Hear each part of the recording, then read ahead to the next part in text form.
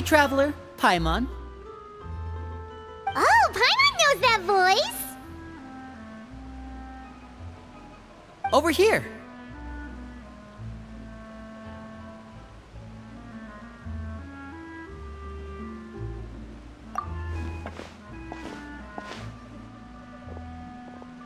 To borrow one of the more popular turns of phrase at the moment, this appears to be quite the fated reunion. Running into you two out of the blue like this has really made my day. I certainly wasn't expecting it. You can say that again. What brings you to Poisson?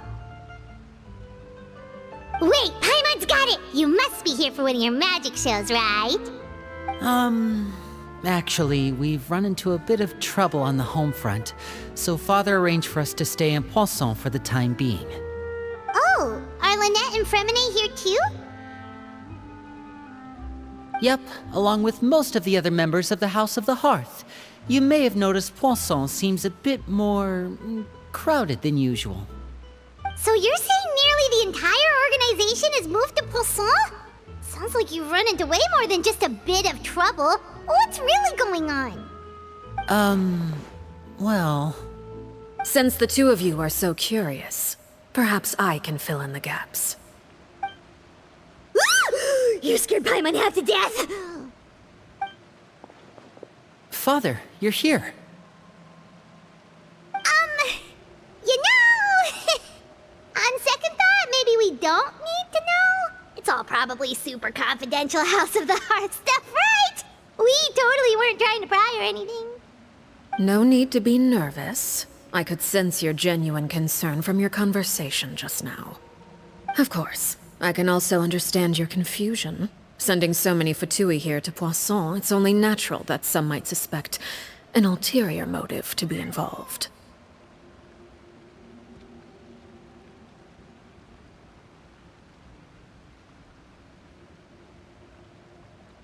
I understand. I'm well aware you've had your fair share of confrontations with the Fatui in the past, and I can't exactly guarantee that we'll remain on good terms in the future.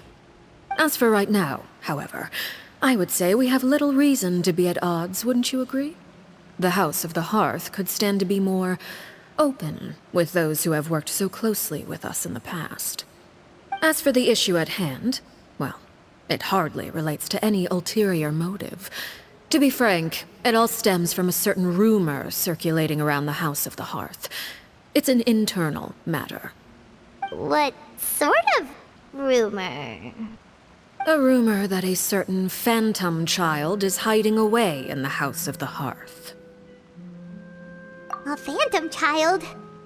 Ooh, just hearing the name is giving Paimon the creeps. A spirit that should have long ceased to exist is lurking in the shadows of the House of the Hearth. So I decided to bring the children to Poisson before continuing to investigate the situation. I expect I should be able to track down the spirit fairly quickly. After that, it's just a matter of resolving the situation, if you will. It shouldn't be much trouble at all. If you're curious, or if you still have some concerns, it might be advisable to stick around for a few days. I'm sure the children would be exceedingly pleased to welcome some visitors. Lenny, I'll leave you to entertain our guests. I have some matters to attend to. Of course, Father.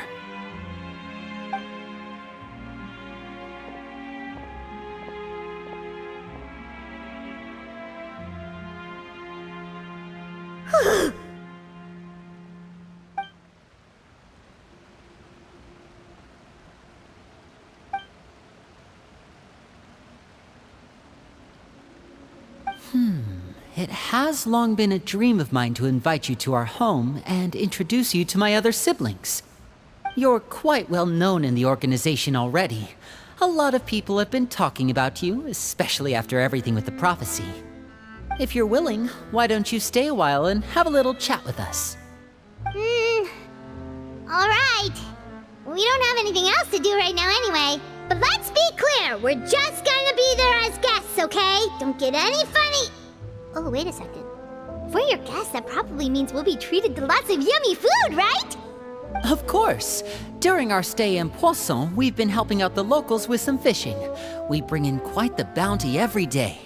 In fact, today's the perfect chance for me to show you what I can do in the kitchen. Let's go. I'll take you to where we're staying.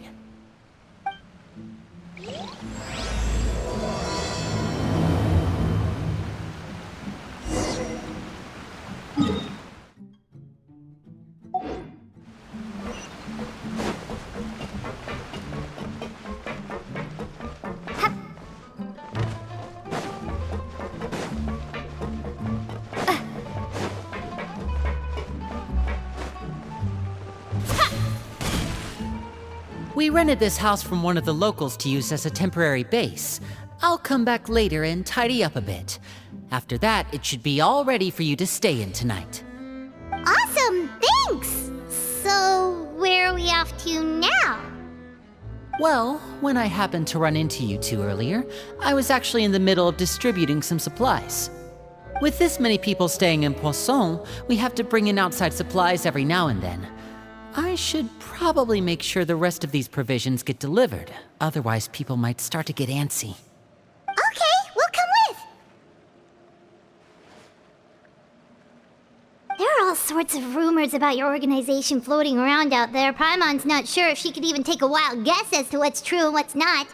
But now that we finally have the chance to see a day in the life of the house, we can take a good look at how you operate! Well, you're more than welcome to come along. Just follow me.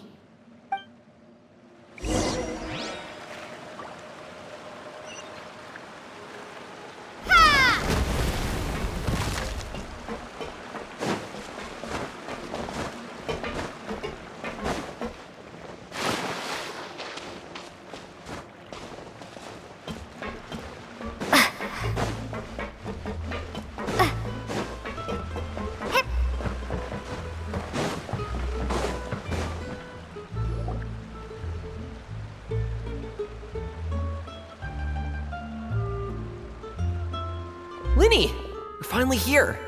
The supplies. I'm assuming you've... Brought them with me? Yep, here you go. Hello? Something caught your eye? It's the Traveler and Paimon! No way! Come here, everyone! Hurry! The Traveler and Paimon are here!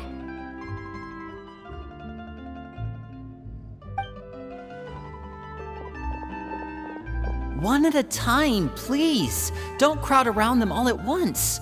We don't want to scare off our guests now, do we? Oh, it's all right! Gotta say, Paimon didn't realize we were this famous.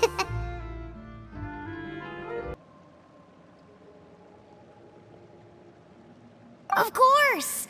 Father and Linny have told us so much about you. Father told us about how you helped Linny. According to her, you're a trustworthy friend. And as far as she's concerned, that's pretty much the highest compliment we've ever heard her give. As you can imagine, everyone's been very curious about you. I heard the Traveler is so strong that she can move a mountain with her bare hands. I heard Paimon eats so much that she can clean out the entire pantry at Hotel de Boer in just 3 days! Wait a second! That's the rumor you heard about Paimon? Oh, not cool at all! Oh, wait! When guests visit, you're supposed to give them gifts and stuff, right? Oh, we don't need something like that. Besides, we don't have anything to give to you! Come on, we insist! I can give you some of my new potions. Just pick your poison. And by that, I mean medicine or actual poison. I've got both. Huh? Or maybe Shaplo can teach you guys about stealth! He's super good at it! He's never been caught. Ah, now that's not a bad idea. I know you usually prefer to fight head-on, but it never hurts to expand your bag of tricks, right? When it comes to eliminating your enemies, staying quiet can go a long way. Trust me, I would know. I was poisoned not too long ago, and I'm still dealing with the after effects. So I'm not quite as good as I was before, but I can still give you some pointers. Wait, when you said gifts, Paimon didn't think you meant poison and stealth tactics. But those are the best things we can give you. You don't like them? Ooh, how about this? Tell me the name of someone who really annoys you, and we'll teach him a lesson for you. All right, Fold, Selwar. I think that's enough suggestions for now. When it comes to being a good host, it's the thought that counts. You don't need a physical gift to make our guests happy. In fact, pestering them with suggestion after suggestion might make them more annoyed than anything. I would say your enthusiasm has certainly gotten across. Really? Awesome! It's been so long since we have had guests to play with. If there's anything you need, just let us know. Yeah, especially if it's poison or something. I've got all sorts of potions for that. Well, we'll talk to you all later. We've still got supplies to distribute. All right, see you later.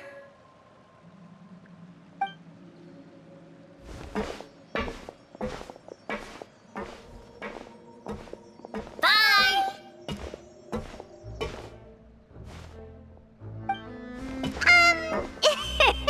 Lenny, about all that poison and stealth tactics talk just now. Scared you, did it? That kind of talk comes with being part of the House of the Hearth.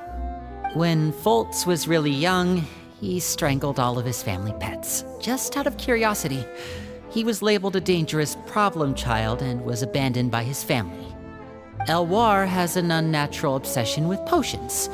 Father has forbidden her from trying all the different concoctions she comes up with, but she still tries to test them in secret. You really have to keep an eye on that one. Chaplot is around my age. While I'm mainly responsible for collecting intelligence, he handles surveillance.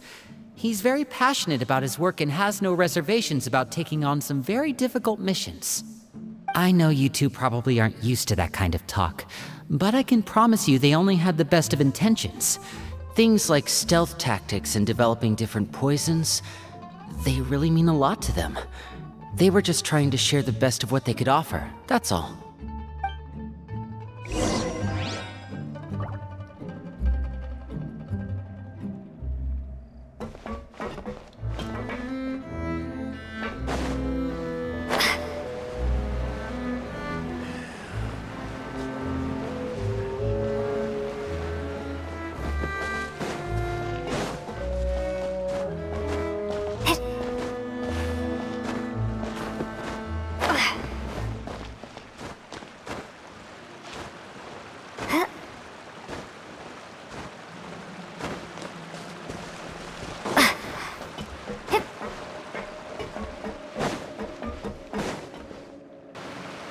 Filiol, supplies are here.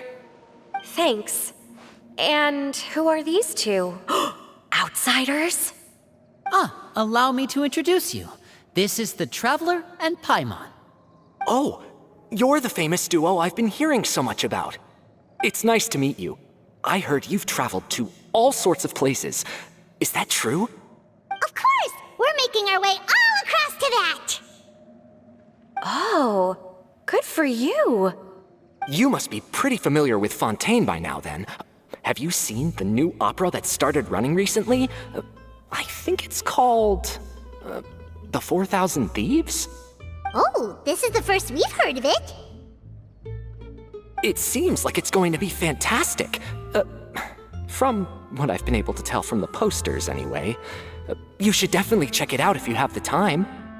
Oh, and there's The Blind Maiden, too. That one is supposed to have audience interaction. Seems pretty interesting. After this mission is over, I think I'll go get a manicure. Oh, maybe I should dye my hair. Wonder how much it'll cost. Is it just Paimon, or do these two seem much easier to get along with than the others? Looks like the House of the Hearth has some normal members after all. I heard that. Oh! Oops. I'm guessing you're referring to Foltz and the others? Yeah, we're definitely not all like them. I bet those crazies are practically foaming at the mouth right now. I'm sure they just can't wait to get back to Snezhnaya to carry out the plan. That's enough, Filiol. Don't talk about family members behind their back, right? Whatever. Let's go. Guess this is goodbye then. If you ever have some time, we should go see the opera together.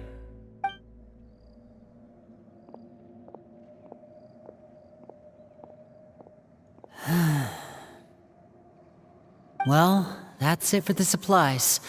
We should probably head back as well.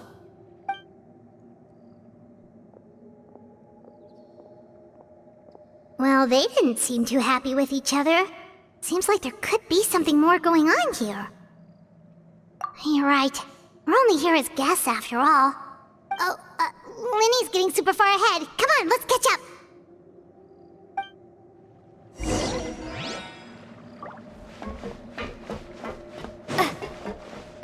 Looks like there's more trouble in store next month, too. When will it end? Hey, just focus on the positives. At least our time in Poisson has been pretty relaxing. Don't you think?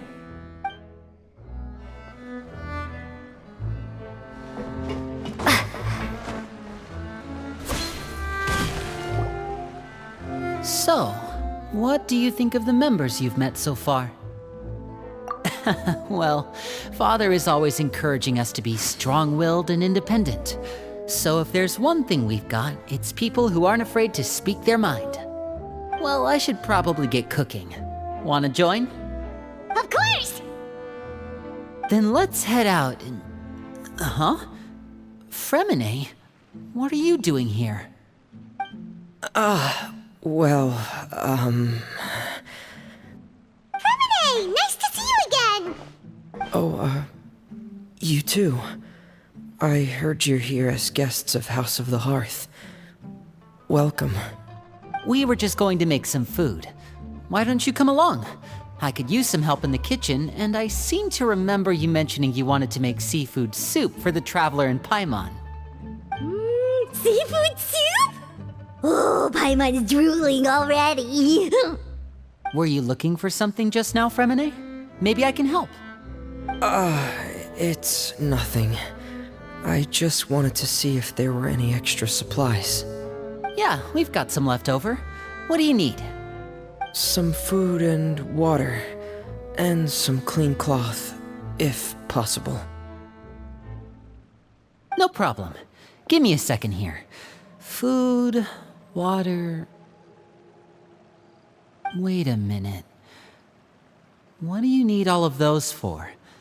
You're not on any missions as far as I'm aware, and you were just going to come eat with us. So what's this all about? I thought I'd grab an extra portion because I get hungry at night. Could be because I'm growing, you know, and... Fremine, you remember what I told you? You're not like me. Your lying skills still need some work. Tell me what's going on. Is it really bad enough that you have to keep it from your own brother? Maybe it'll be better if we gave them some space.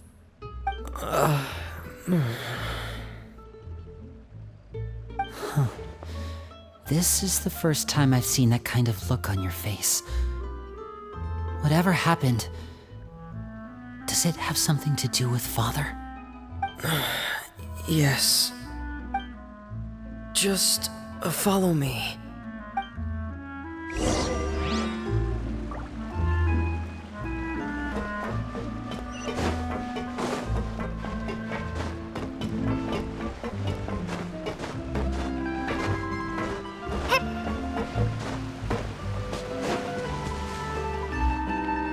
You're back! Oh, and you've brought some friends with you this time. Hello, my name's Linny. I grew up in the House of the Hearth. And you are? Hi, Linny. I'm also a child of the House of the Hearth, just like you. You can call me Clairvy. Clairvy? It's nice to meet you. Does that name ring any bells, Linny? No, not at all. That's not a name we have on our roster, I'm sure of it.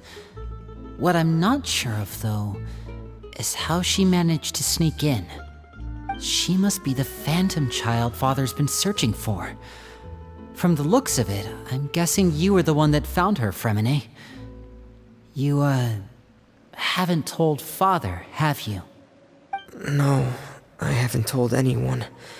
I've just been keeping her hidden. For how long? About half a month now. So ever since we got to Poisson, then. Do you have any idea what you're doing? I know what I'm doing. Really? 'Cause from where I'm standing, it looks like you're hiding the very person Father has been trying to find. If Father finds out about this, everyone involved is going to be punished. You know the rules of the house, Fremine. I know you do. Father doesn't tolerate any form of betrayal. So why are you doing this? I've thought it through. And I just can't hand her over like that. Linny, don't you remember last year? Sheplo nearly died after getting poisoned during that one mission. He wasn't able to get back before the poison started taking effect, and not a single person was there to help him. That night, while I was sleeping, I heard a voice telling me to go save him. I opened my eyes, but I couldn't find the source of the voice. I thought maybe I was just hearing things, but I went to look for him anyway. Luckily, I got there with enough time to save his life. That feeling of being haunted, of hearing voices, it's happened many times in the House of the Hearth. I'm sure you've noticed. So what you're saying is, that was her? She was the one who spoke to you that night? Unless there are other spirits roaming around the House of the Hearth, I don't think there's any other possibility. If Clairvy were our enemy, it wouldn't matter whether she was a spirit or an actual child. I would have acted without a second thought, because that's what Father ordered us to do. But she's been living with us, helping us from the shadows all this time. I think that makes her family. I couldn't just hand her over to be dealt with. Not when there's so much we still don't know. So what's your plan then? You can't keep her here forever. Someone is bound to find out eventually. I haven't thought that far yet. I don't want to disobey an order from Father, but I also don't want to put Clairvy in danger. Come with me. There are a couple things I'd like to say to you in private.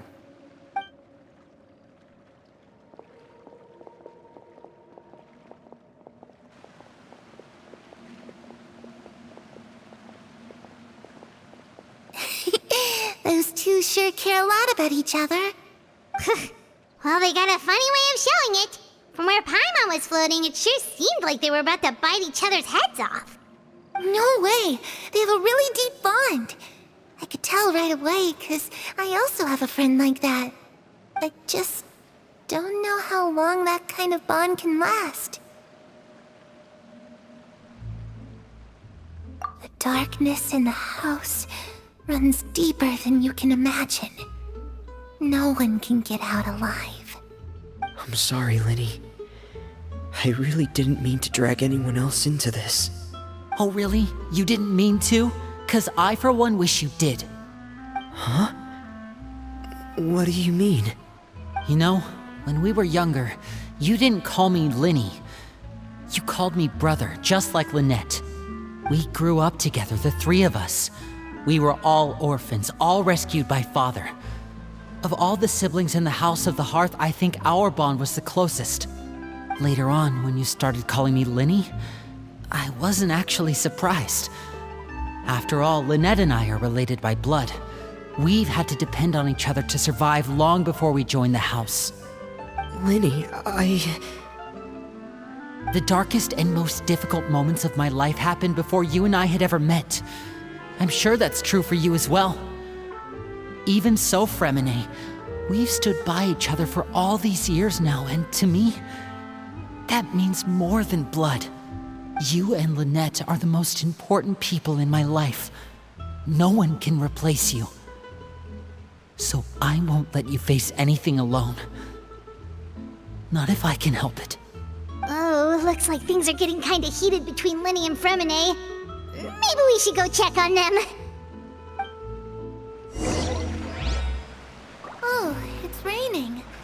I should put my clothes away.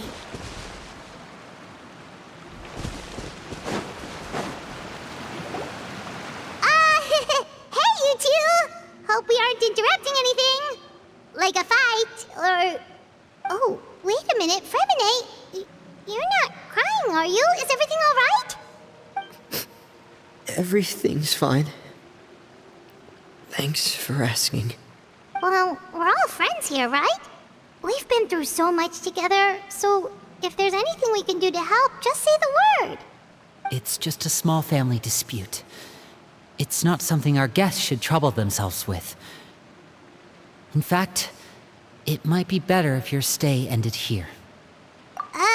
What are you getting at, Traveler?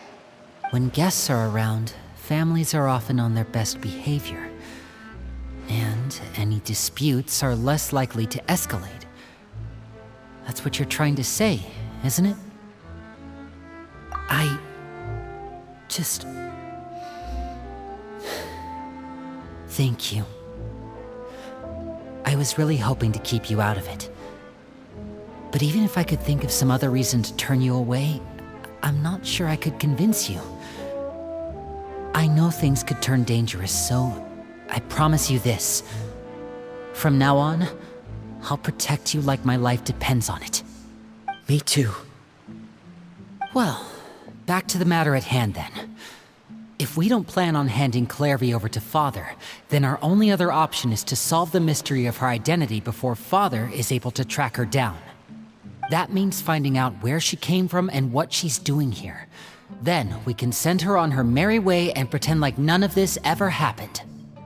I've tried that already. And? And... nothing. I tried taking her somewhere really far away, but... after some time, she just reappeared. She even came with us all the way to Poisson. It seems like wherever the house is, she follows. I don't know much about spirits. Do you two have any ideas? Let's see here. Paimon remembers hearing something like, if you fulfill a spirit's last wish before they died, they'll let go of whatever's keeping them here and return to the ley lines. Oh, it's just that Paimon doesn't really remember where she heard that, so it's not guaranteed to work or anything. Well, sounds like it's worth a shot. Guess that means we should go ask her about her wish. But first, Fremine, I need you to promise me something. What is it? I need you to promise me that this will stay between the two of us. We're the masterminds behind this whole thing. No one else gets involved. Can you do that for me? Of course. I promise. All right. Then let's seal the promise just like when we were kids. Fist bump on 3. Ready? 1, 2, 3. I swear.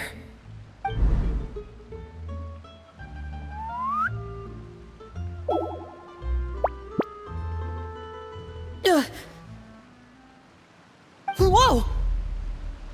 Lynette! But what a surprise! What brings you here, dear sister?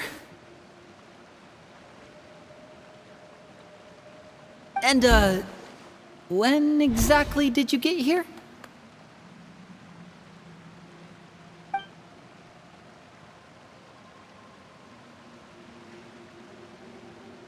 You're an idiot, brother.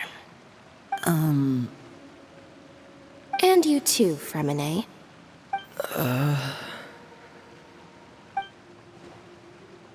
You 3, Traveler. And you 4, Paimon. Wait, what did we do? I've seen Clairvy around the House of the Hearth before.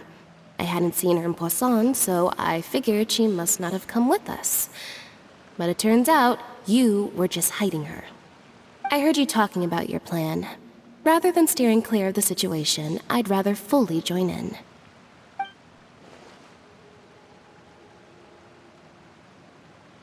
If you don't agree, I'll have no choice but to report everything back to Father. Simple as that. You're not giving us much wiggle room here, Lynette. Well, I guess we're all in this together then. After we talk to Clairvy, we'll figure out our next move. There's no time to lose. Let's go.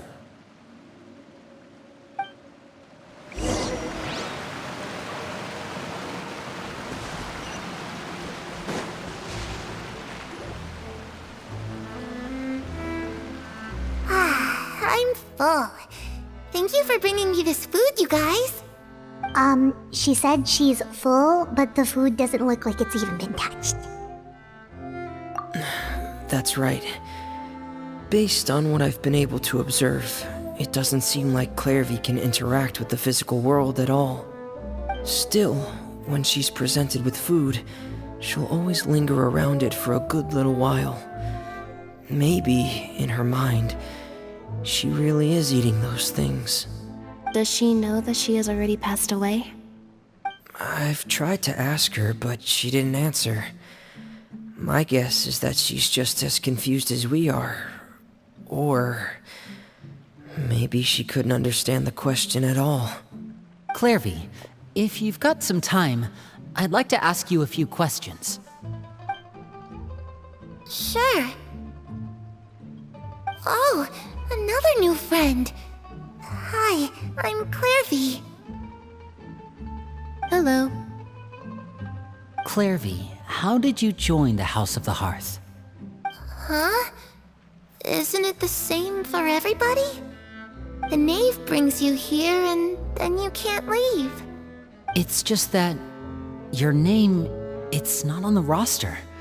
And I've never seen you before. The roster? Oh, I get it now. I think there might be some things you don't know about this place. The people in charge, they're not as nice as they look.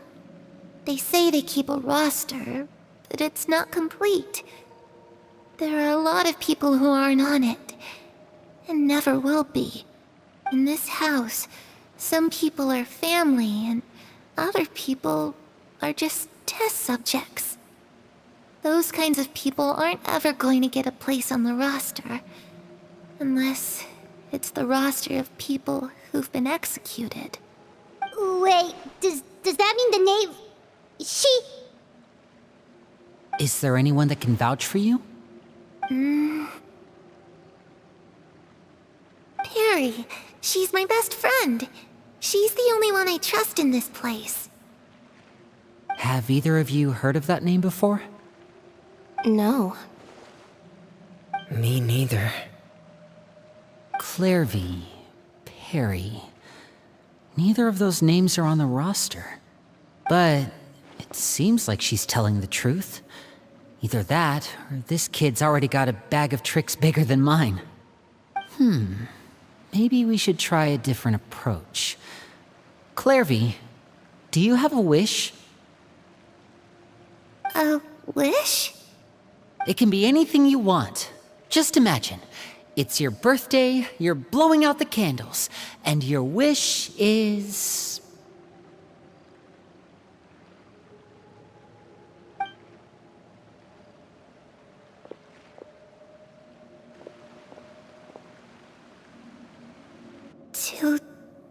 To go outside, where the sun can find me. That's... it? Well, that sounds easy enough. The darkness in the house runs deeper than you can imagine. No one can get out alive.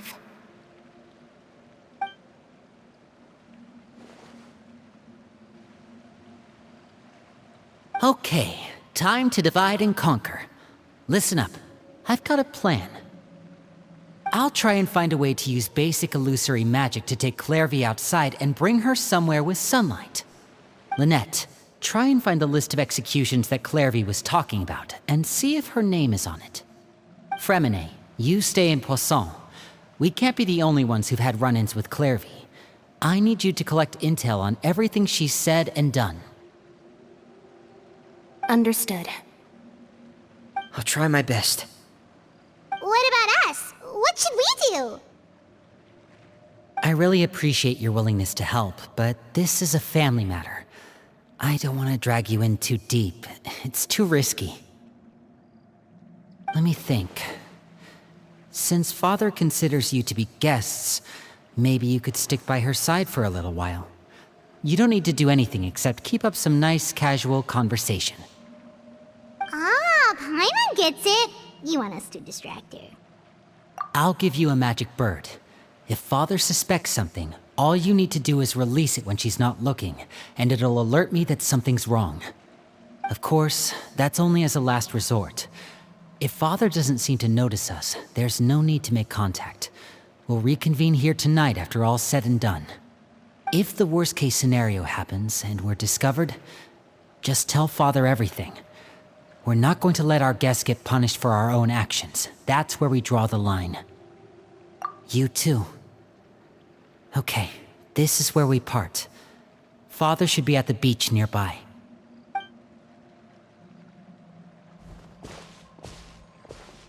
I really hope this goes well. No, it has to go well.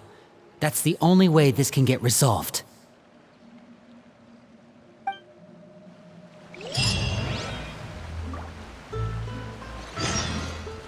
Clairvy, I'd like to take you somewhere. Is that okay with you? Sure. Where are we going?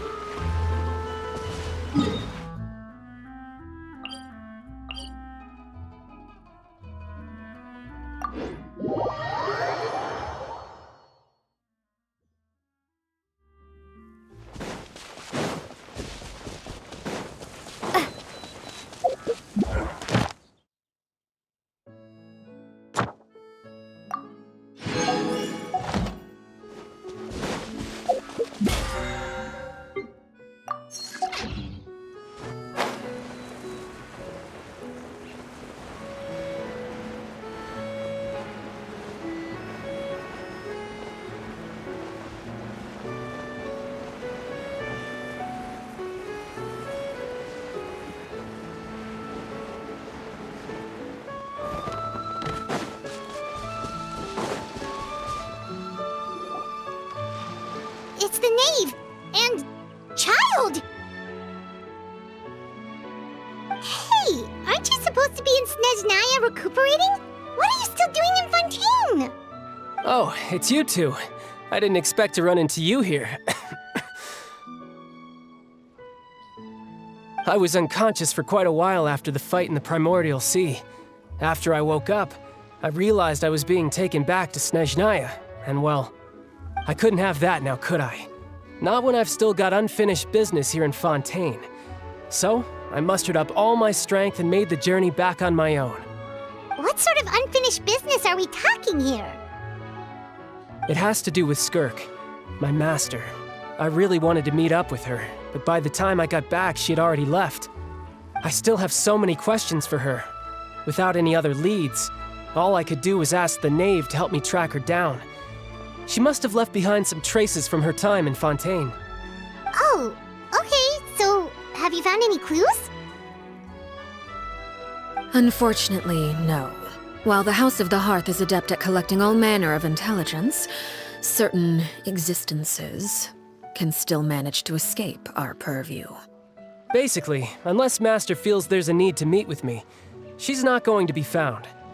But that problem has an easy fix. I just need to become stronger, and then... Paimon thinks you should focus on getting better first. The worst of it is over. It's all thanks to that one kid from the House of the Hearth. Elwar, I think her name was. She gave me a bunch of random potions to drink. They didn't go down easy, let me tell you. Pain and chills all over. But they really did help speed up my recovery. And that's good, because it looks like I really do have to head back this time. The old man's been putting the pressure on me. He sent someone to tell me I'm needed for some sort of project. Project Stuja? Yeah, that's the one. I heard Regrader's involved too. I'm not looking forward to having to listen to all his monologuing, that's for sure. Hey, maybe you could think of a way for me to stay in Fontaine for a little longer. Helping Linny and the others brush up on their fighting skills would be far more interesting. If you and I could spar, that would be even better. I've been waiting for a chance to see you go all out. And what a sweet little daydream that is. But I also have a role to play in all this. I'll be leaving Fontaine shortly as well. Besides, considering how little they see fit to step outside the homeland, being called on to return to Snezhnaya by such illustrious dignitaries, what a great honor. Wouldn't you agree? One I could do without, I'd say. Is it just Paimon? Or does it kind of seem like they're... So, dear guests of the House of the Hearth, to what do I owe the visit? Well, we just... right! We're super close to Linny and the others, but we still don't know much about you! Is that so? Introductions have already been made, have they not? Oh, well, you see? There's only so much you can learn about someone from a short introduction. At least tell us something a little extra, like... Why do you call yourself father? Good question. I'd also like to know. The fact that you have to ask tells me our intelligence work has been quite successful. Telling you the answer to that question would only serve to undermine that success. And we can't have that, now can we? Spoken like a true diplomat. That was some expert sidestepping right there. Well, if there's nothing else, I think I'll take my leave. I still have a small matter to resolve at home. Wait, don't go!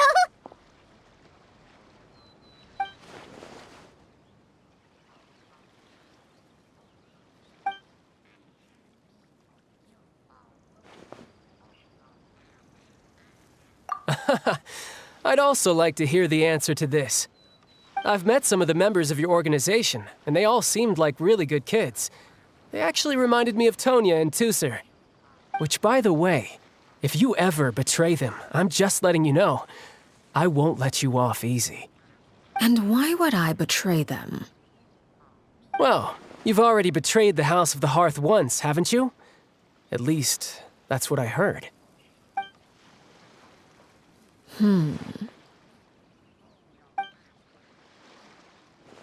Okay, I admit.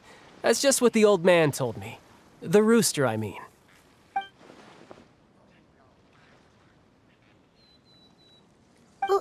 Wait, did you really do something bad to those kids? Never mind what I've done. I'm more curious as to what the mighty rooster had to say. Care to enlighten me? Well, nothing much. Just some stuff about you taking out many other members of the House of the Hearth, and even going so far to attack your own family. I see. Based on your reaction, I'm guessing it's all a bunch of lies. Hardly. I don't appreciate his particular turns of phrase, but I suppose he didn't say anything untrue. Although, it would be more accurate to say that there is a certain level of prejudice involved, but I don't intend to clear that up just yet. Prejudice has a funny way of concealing the real truth behind certain things, an attribute that I find to be quite advantageous.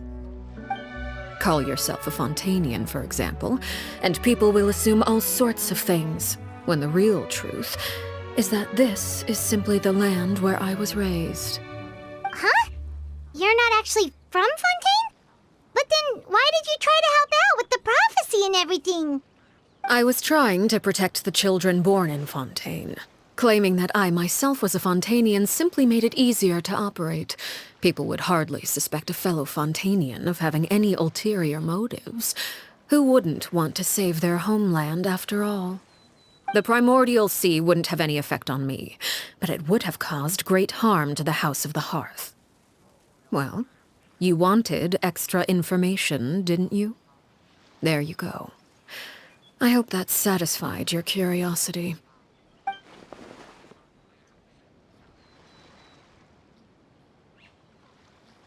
So, you stayed in Fontaine for the kids.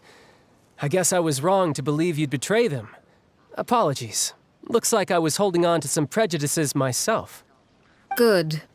Like I said, I like it when others have misconceptions of me.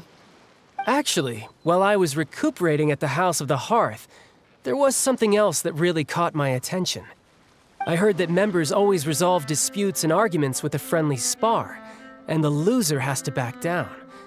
Seems pretty cool if you ask me. Would also give them plenty of opportunities to hone their skills. Well, that's only a recent development. In the past, such spars weren't nearly so friendly. The losing party would lose everything, including their life. They were that high stakes? Whew, at least that's not a thing anymore. Well, the current atmosphere's not half bad. I'm a bit jealous, actually. You've got so many family members around you, and you even get to live with them. Having a lot of family around means dealing with a considerable amount of bickering and scheming. Once Tonya and Tusser enter their rebellious phase, I'm sure you'll understand. Just imagine. Tusser becomes obsessed with plucking out strands from the rooster's mustache, or Tonya decides to dye her hair 42 different colors. Okay. I get the picture.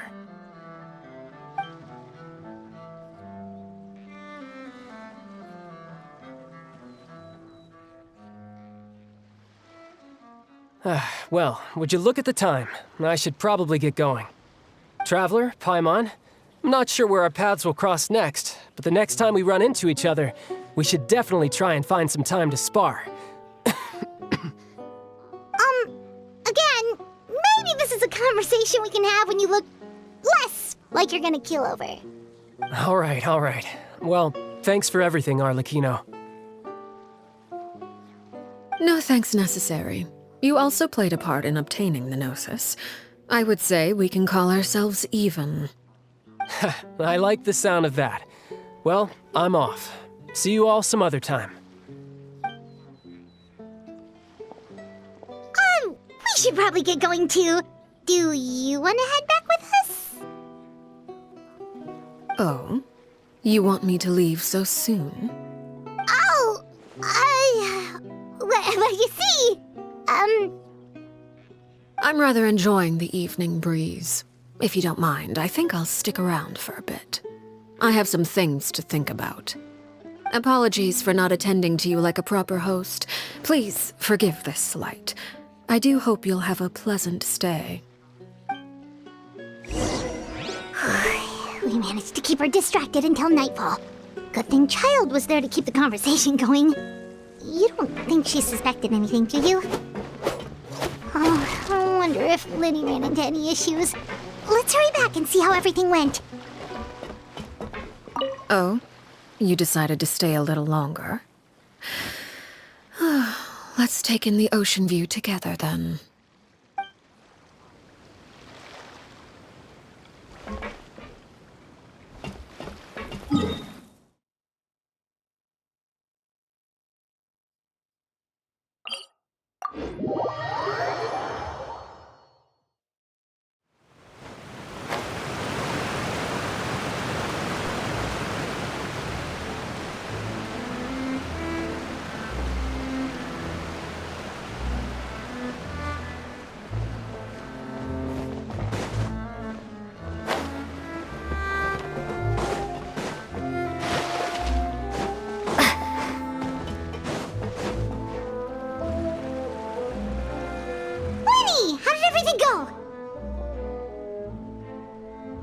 Well, long story short, we ran into a small issue.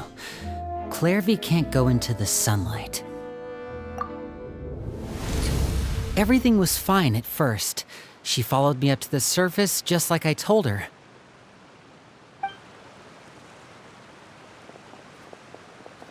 But as I led her out of the shadows and into the sunlight, she vanished.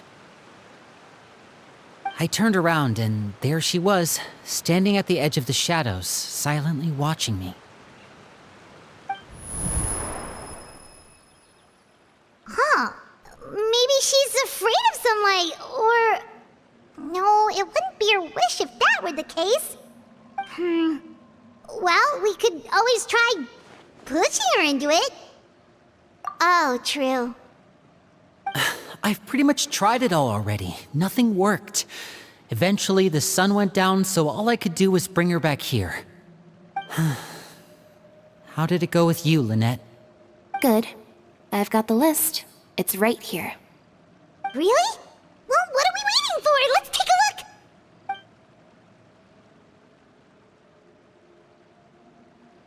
Oh, that's a lot of pages. Oh, it's gonna take forever to get through it all. We can each take a section. Here. La Pouillade, l'endroit, Chambel, horaire.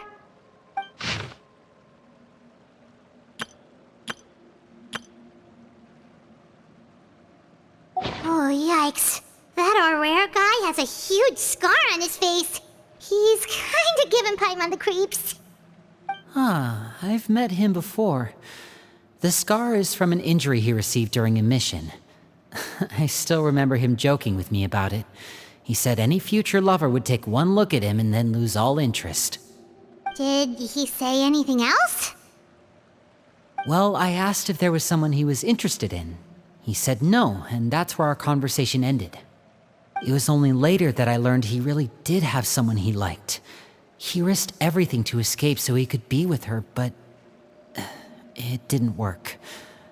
One day, Father asked to see him, and, well, I never saw him again after that.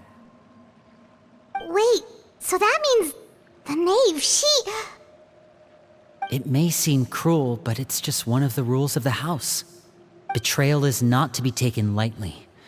We know too many secrets to come and go as we please. So, if you do try to leave, you pay with your life.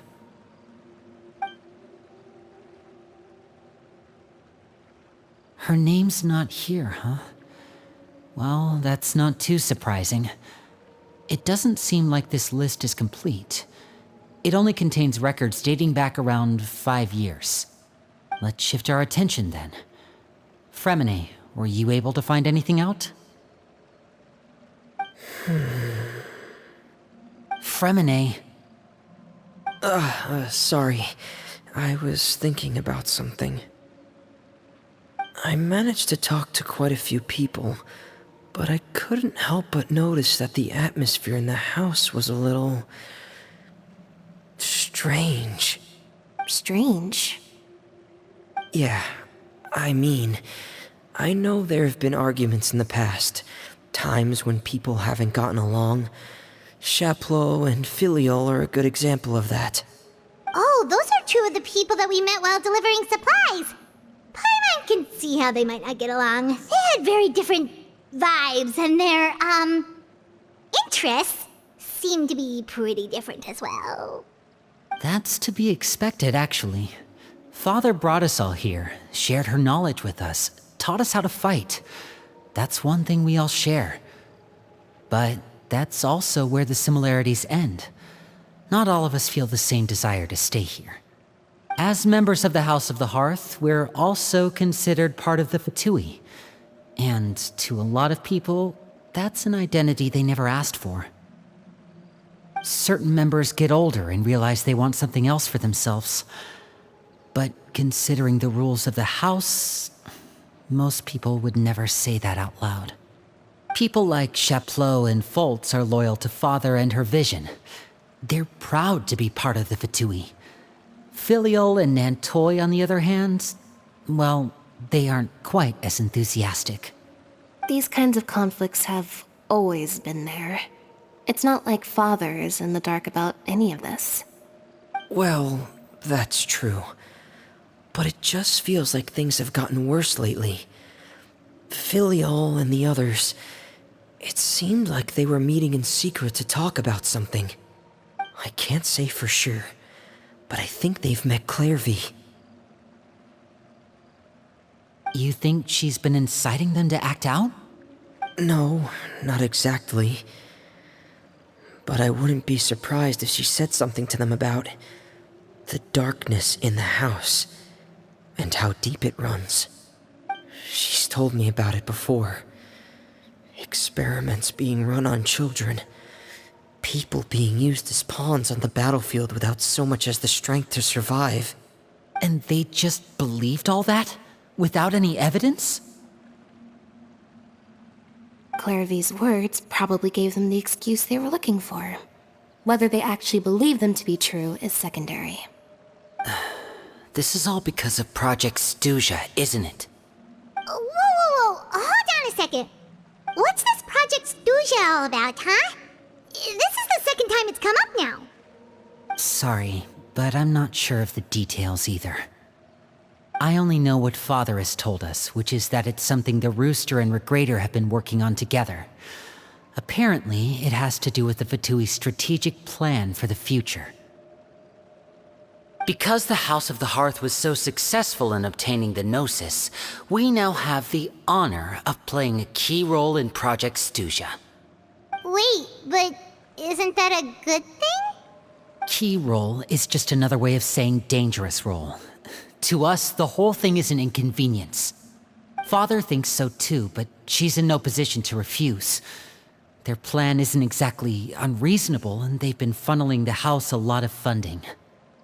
It's just that we'll lose a lot of members in the process. Participating in the plan, it's an honor in name only. What they're really trying to do is subdue us. The existence of an intelligence organization outside their control makes them feel uneasy.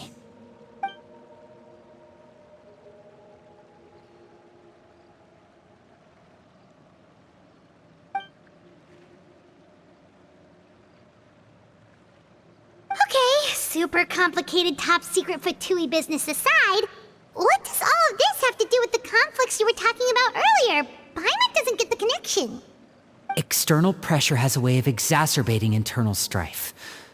You can't overlook the power of fear either. People are afraid of dying, and that fear is often the impetus for a lot of stupid decisions.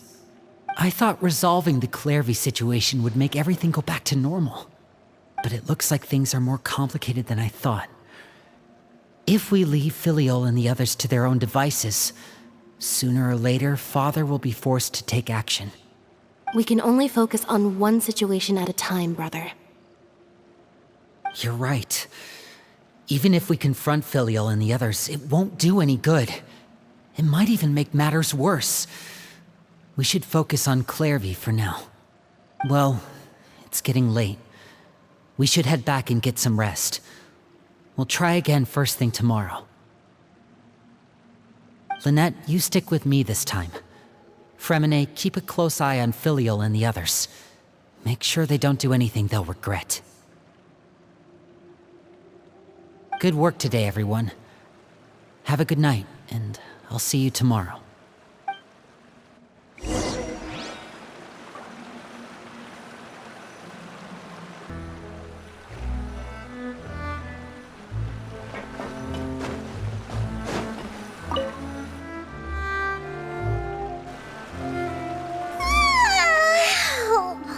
Looking forward to an early night, but she can't sleep at all. Hey, you don't think the knave will be too angry with Linny and everyone if she finds out about all this, do you? She's even scary when she smiles. If she were to actually get angry... you have to protect Paimon if that happens, okay, Traveler?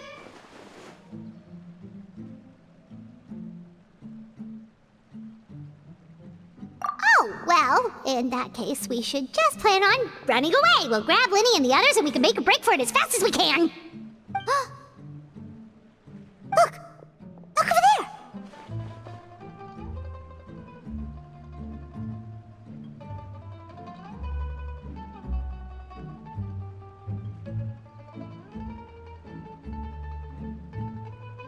Quick! Let's catch up with her before anyone sees!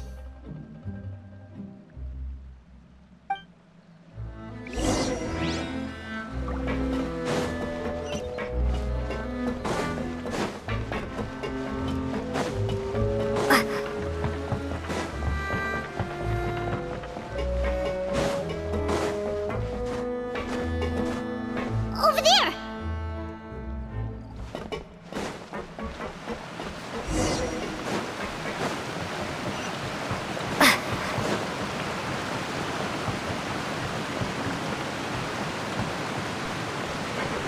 Oh, where is she going? Oh, if someone sees her, we're toast!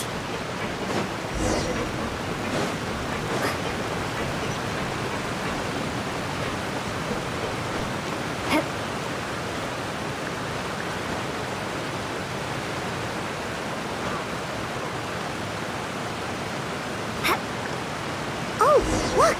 She stopped!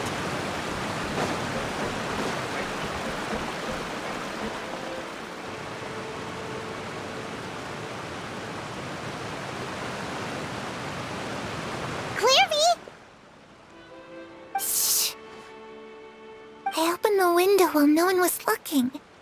Look how pretty the outside is. If only I could have more than this. You probably think I'm being silly, huh? All this hopeless resisting. It's better to dream of what I could have than try to make it a reality, right? Please, help us get on the same page here, Clary. We need you to tell us what you know. Can you do that? Sure. Although, after you hear all this, I think you might regret that decision. Everyone in this family is nothing more than a tool, something to be used and exploited. We're all expendable, including me. As long as you're useful, you get to stick around. Lose your value, and you're handed over to the doctor, experimented on, and given a fate worse than death. I've seen it happen again and again, and I've had enough. You're saying the knave did all that? It's just, that doesn't seem like something she would do. She's scary and all, but it seems like even she has lines she wouldn't cross. I knew you wouldn't believe me. Everyone thinks she's a good person. They all think of her like a real mother. Mother? But she doesn't deserve that title. She's disgraced it and tarnished it. And if I had things my way, I'd never see her again. If only Perry were here, she'd understand. Perry? There's that name again. Also, Paimon's getting a strange feeling. It almost feels like she's not really here with us. Paimon can't tell if she's actually talking to us or if she's mistaken us for someone else. Well, in any case, it seems like she really needs someone to talk to. We should keep her company for a little longer. She looks so young. But it seems like she's been through a lot. It's getting windy. I should close the window. Ooh, look at the moon. Isn't it pretty? Hey, wanna hear a secret? I heard that if you look up at the night sky in Snezhnaya, you can see the aurora. It's supposed to be super pretty. Even prettier than the moon tonight. Perry and I promised each other that once we're older, we're gonna go see it together. But I can't find her. I'm worried she's also been... No, that wouldn't happen to her. She's special. Mother likes her a lot. We should really go talk to Mother, but we just fought. She doesn't want to see me, and I'm too scared to face her. What should I do?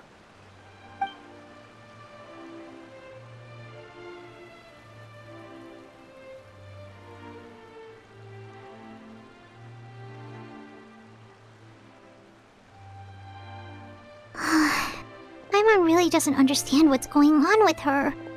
Well, let's head back. We've got an early morning tomorrow.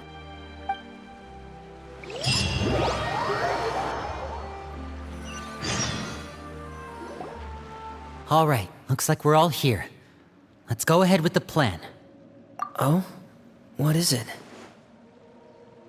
What makes you ask that?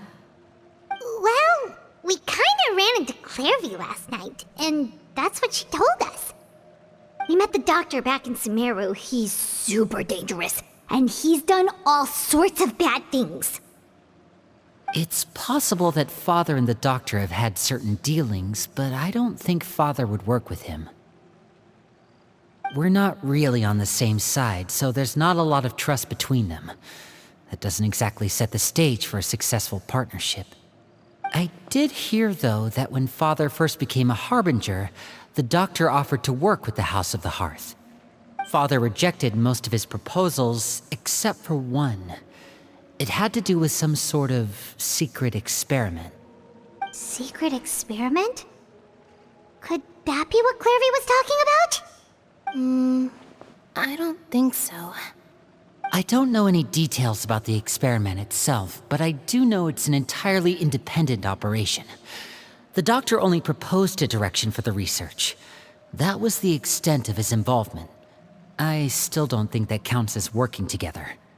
The details of the experiment are confidential, but complete records are kept on all participants. That doesn't seem to be the case with the situation Clairvy referred to. I know you don't agree with some of the Fatui's methods, and I'm not asking you to. But I am asking you to trust us on this. The House of the Hearth has its own principles. There are certain lines we're not willing to cross. Alright, that's good to hear at least. Clairvy seems to think the Knave and the Doctor worked together to do something horrible. If that turned out to be true, Paimon doesn't know how he would even face you guys. It's just that it doesn't seem like Clairvy is lying either. The easiest thing to do would be just ask the Knave directly, but Paimon doesn't think she'd tell us. Father didn't come back last night. She's probably still near the shore. We'll be counting on you to distract her. Lynette, you're with me. Fremine, you know what to do. Be on your guard, everyone. All right, let's get to it.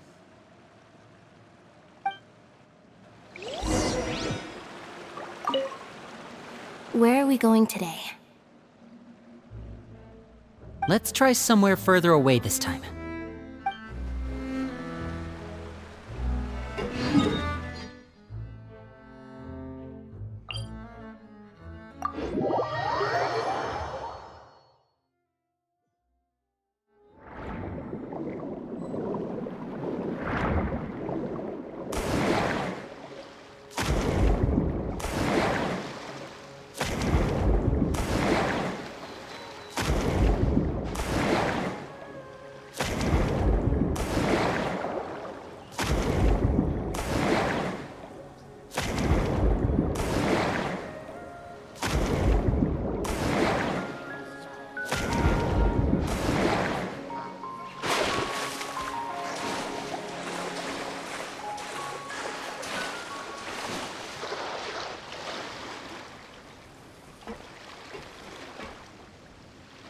Ah, it's you two again.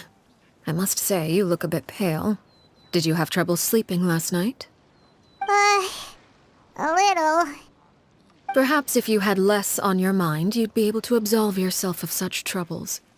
So what are you planning to do now? Catch up on some sleep?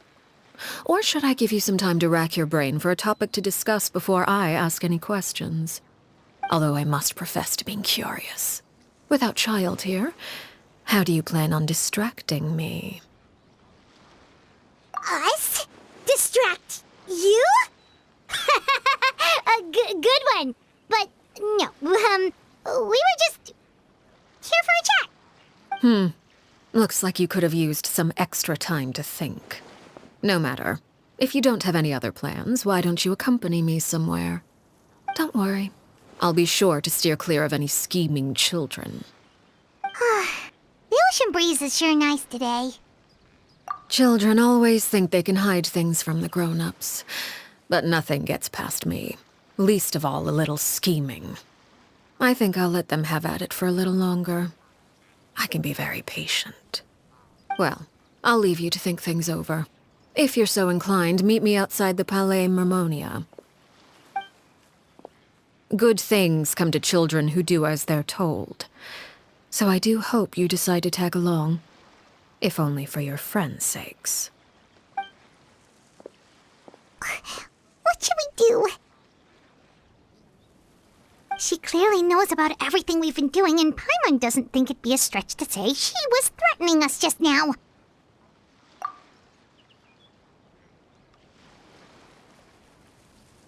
Oh, good idea. Hopefully he sees it in time. Well, we should probably head to the Palais Mermonia. Paimon doesn't want to find out what happens if we don't show up. Based on what the knave was saying just now, it sure didn't seem like it'd be anything good. Okay, then we probably shouldn't keep her waiting. It seems like Linny and the others are on thin ice, so let's do our best to not get them in any more trouble.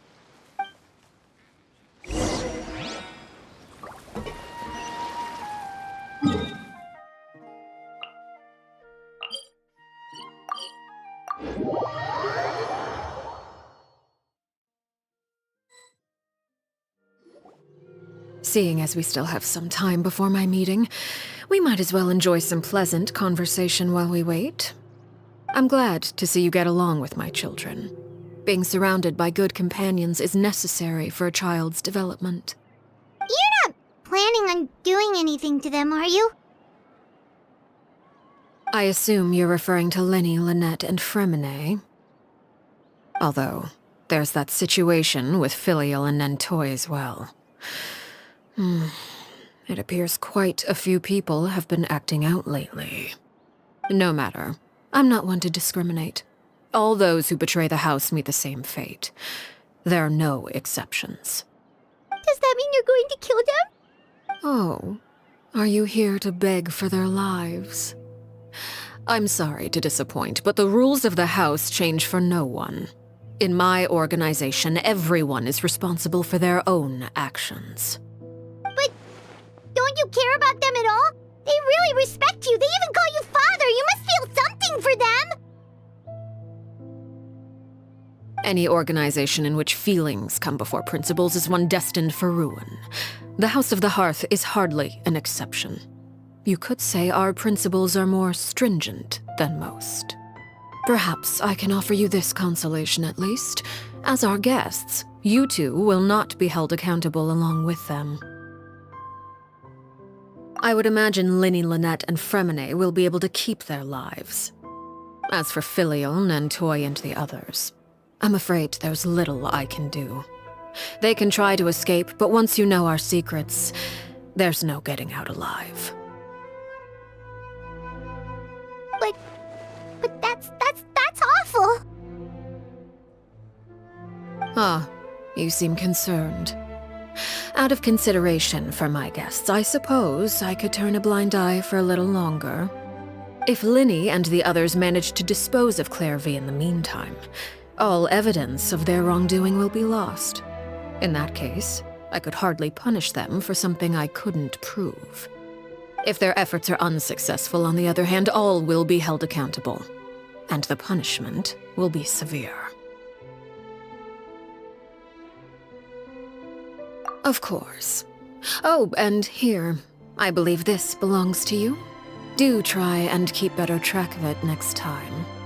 It takes a considerable amount of time to train a bird like this.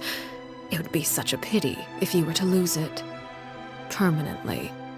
Wait, where did you get that? Well, I'm afraid that's all the time we have to chat. Now, for the matter at hand. I asked you to meet me here because I have business at the Palais Mermonia.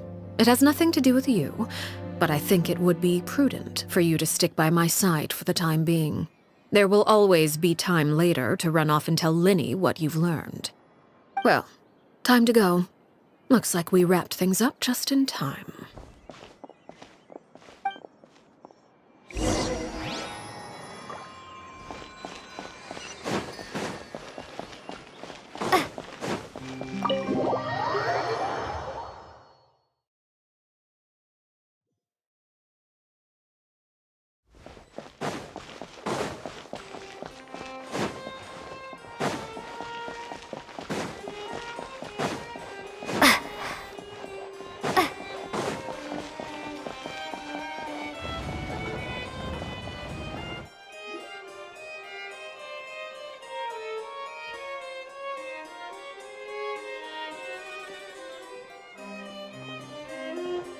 It's been a while, Monsieur Neuvillette.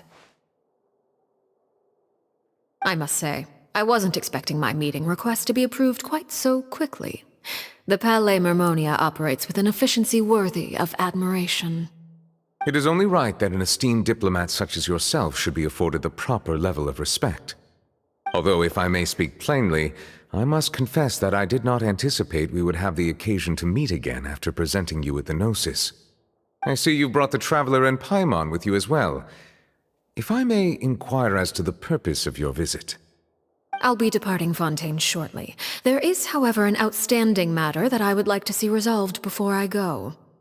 It requires a rather lengthy explanation, I'm afraid. So I took the liberty of explaining everything in this proposal. Please review it at your leisure, Monsieur Neuvillette.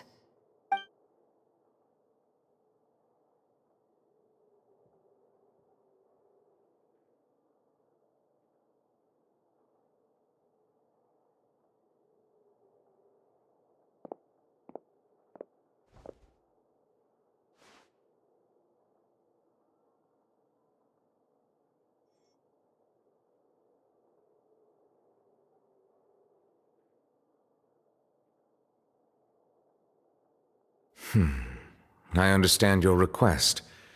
However, at the risk of causing offense, I must admit that I fail to see why you would wish for such a thing.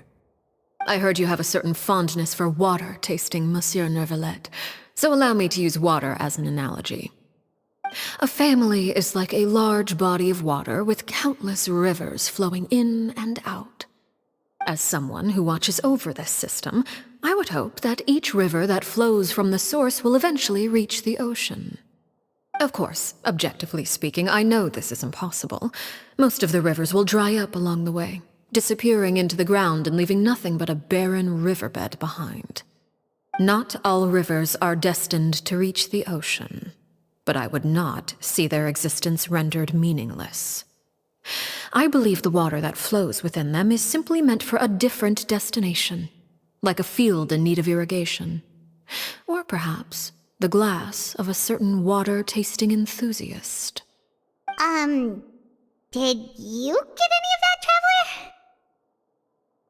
Your words paint an optimistic picture indeed.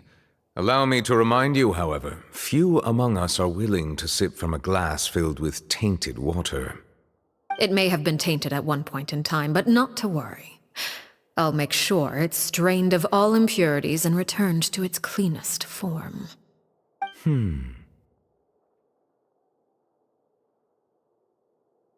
I seem to recall there being a transactional aspect to your proposal. Perhaps you could expound on that? If you accept my proposal, Monsieur Neuvillette, I will gradually withdraw my forces from Fontaine. And, unless absolutely necessary, I will no longer carry out any special missions within Fontaine. I presume I can take your words to mean that, in the future, cases similar to the Tartuffe assassination will cease to cross my desk? Tartuffe? Ah, that thief who embezzled funds from all those charities, you mean? My deepest condolences to his family, but without any evidence, I cannot imagine how the House of the Hearth might have been involved in his passing.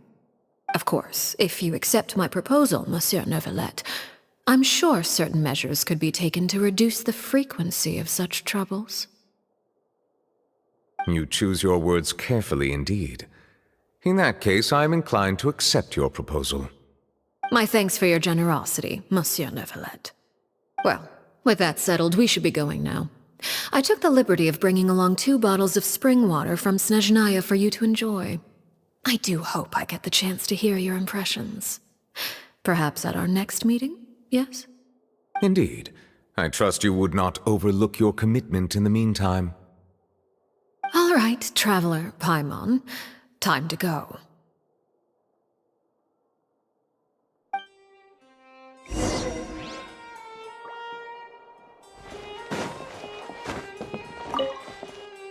I believe I've told you before that my emotions easily resonate with those of others.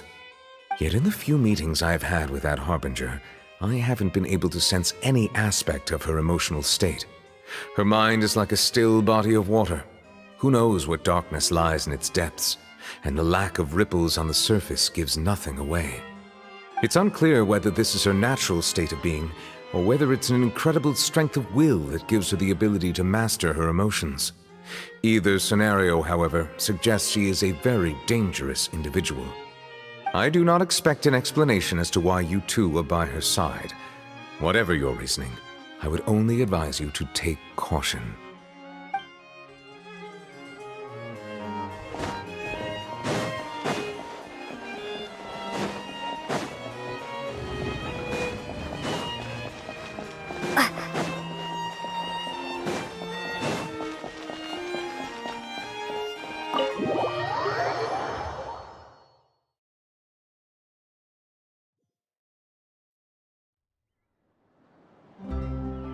So, what exactly were you talking about back there?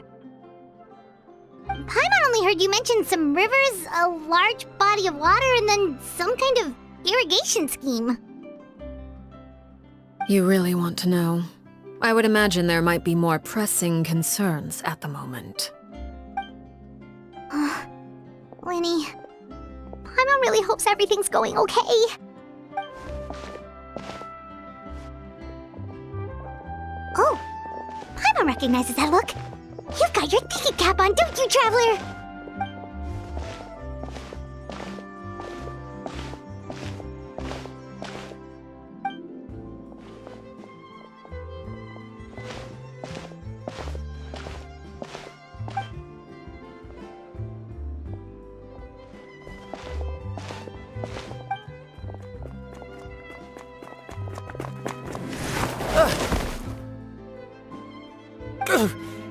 Oh, shoot. Are you alright? Oh, jeez. I'm so sorry. I was so focused on selling these papers, I wasn't looking where I was going. Well, let me make it up to you at least. Here, take this paper. On the house.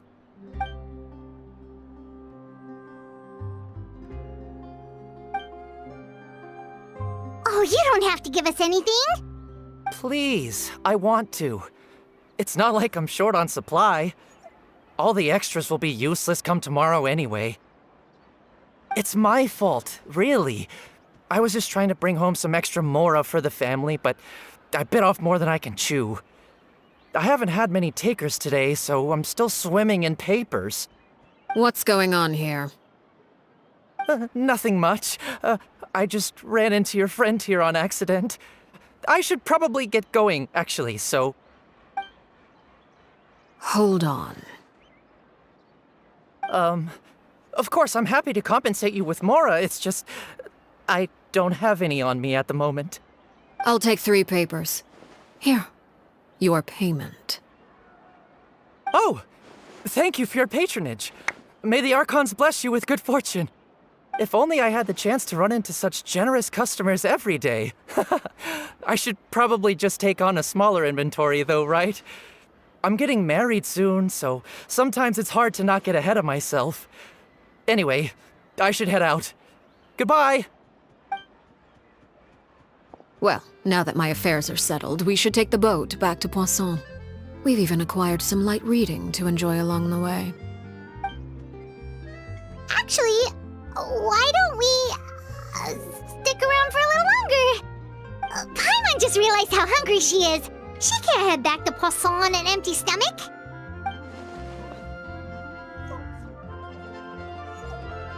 It appears you two are under the impression that delaying our return will somehow alter the situation in your favor. I'm sorry to ruin your fantasy, but your efforts are meaningless. That being said, I could be persuaded to give Linny some extra time.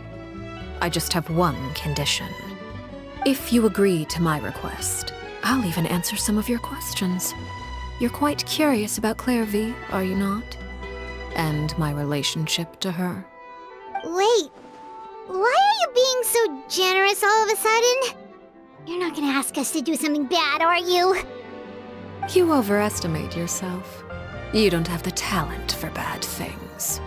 Then what can you possibly... The most important consideration in a negotiation is that both sides receive something they want. Demands and threats only get you so far. Wonderful. Here it is.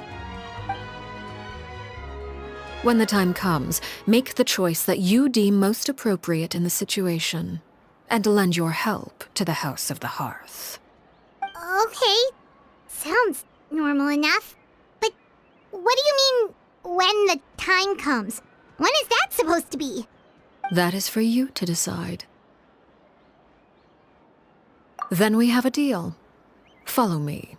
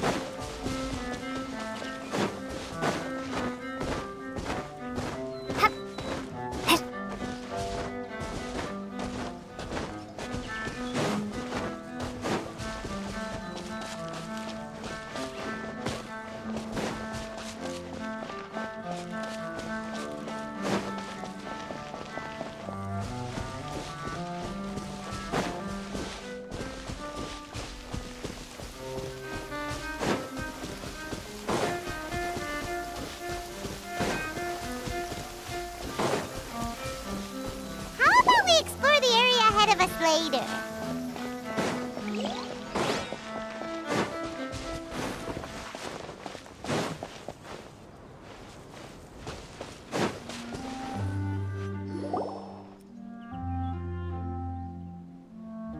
What is this place?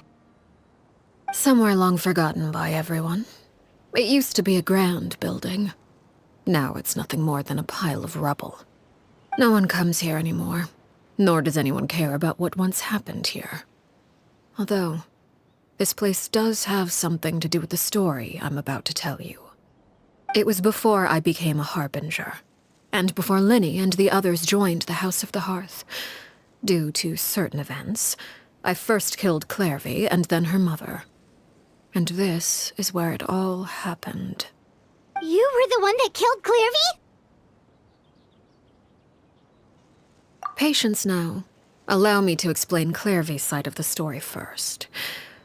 I'll start from the beginning. Clairvy was 6 years old when she was brought by her mother, Crucibina, to live in the House of the Hearth. From the outside, it seemed like a fairy tale. A thriving family made up of kind adults and friendly children. Crucibina was the knave at that time, and the House of the Hearth was under her control. She was Clairvy's mother by blood, but she was also the mother to all the children in the house. Clairvy was happy here, for a time. But she quickly realized that being part of this family wasn't a fairy tale at all. It was a kind of purgatory. Purgatory? Exactly. The House of the Hearth takes in war orphans from all over Tevat. But as for how to raise them, that depends entirely on the person in charge. Crucibina came up with a novel idea. She would teach the children to fight, force them to duel each other, and then crown as the king of the house the child who proved themselves most worthy of inheriting her title. It's difficult to estimate the number of children who died or were maimed in the process. There's little I can say about the ones who died. The ones that emerged with permanent injuries, on the other hand, well, they still served a purpose. They would be handed over to the doctor to be experimented on, or sent away on dangerous missions. Nothing more than tools to be used and then discarded. So those were the experiments Clairvy was talking about. But what actually happened to her? You said that Clairvy was Crucibina's daughter, so if Clairvy tried to convince her to stop what she was doing, Crucibina probably would have listened, right? Despite being Clairvy's mother, Crucibina cared little for her daughter.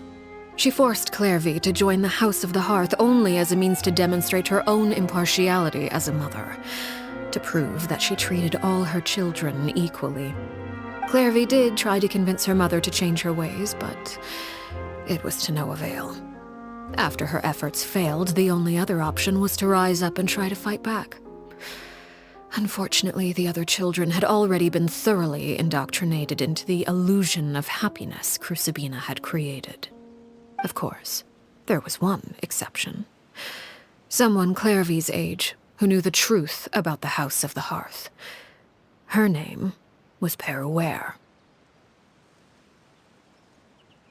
Wait, the friend that Clairvy mentioned? Friend, huh? I suppose we can call her that for now. Clairvy was a cheerful and passionate person with a tenacious spirit. Peruere, on the other hand, was rather cold-blooded. Her cold-blooded nature allowed her to see through Crucibina's facade. Yet, it was also this cold-bloodedness that prevented her from acting against it. At least at first. While Clairvy longed for freedom, Peruere was convinced that, amid all the fighting and violence, she would make it until the end. Despite their differences, the two became fast friends, united by their knowledge of the truth. Clairvy told Peruere that she hoped to create a real family, where no one would be killed or sacrificed. There may have been a certain naivete to her ideas, but Clairvy proved her determination many times over. She tried countless times to run away, ask for help, or expose the truth. But her efforts only earned her beating after beating. The only thing that kept her going was her strength of will. Even with her body racked with pain, she would still stand on her tiptoes and open the window at night. She and Peruere would look out at the moon together, a fierce longing for freedom shining in her eyes. But one day that light simply vanished. Oh no. What happened? Her hopelessness resulted from a culmination of things. 10 years had passed. 10 years worth of failure after failure. She and Peruere weren't children anymore, but finding any chance to escape still seemed as hopeless as ever. It was during this time that Peruere suggested a new plan. If escaping was out of the question, why not take down the very person sitting on top of this throne of lies? Mother herself. Clairvy rejected that proposal. She claimed that, as a famous harbinger, Crucibina possessed an unimaginable amount of power. Trying to kill her would have an incredibly low chance of success. Clairvy never gave another reason, but Peruere could see it written all over her face.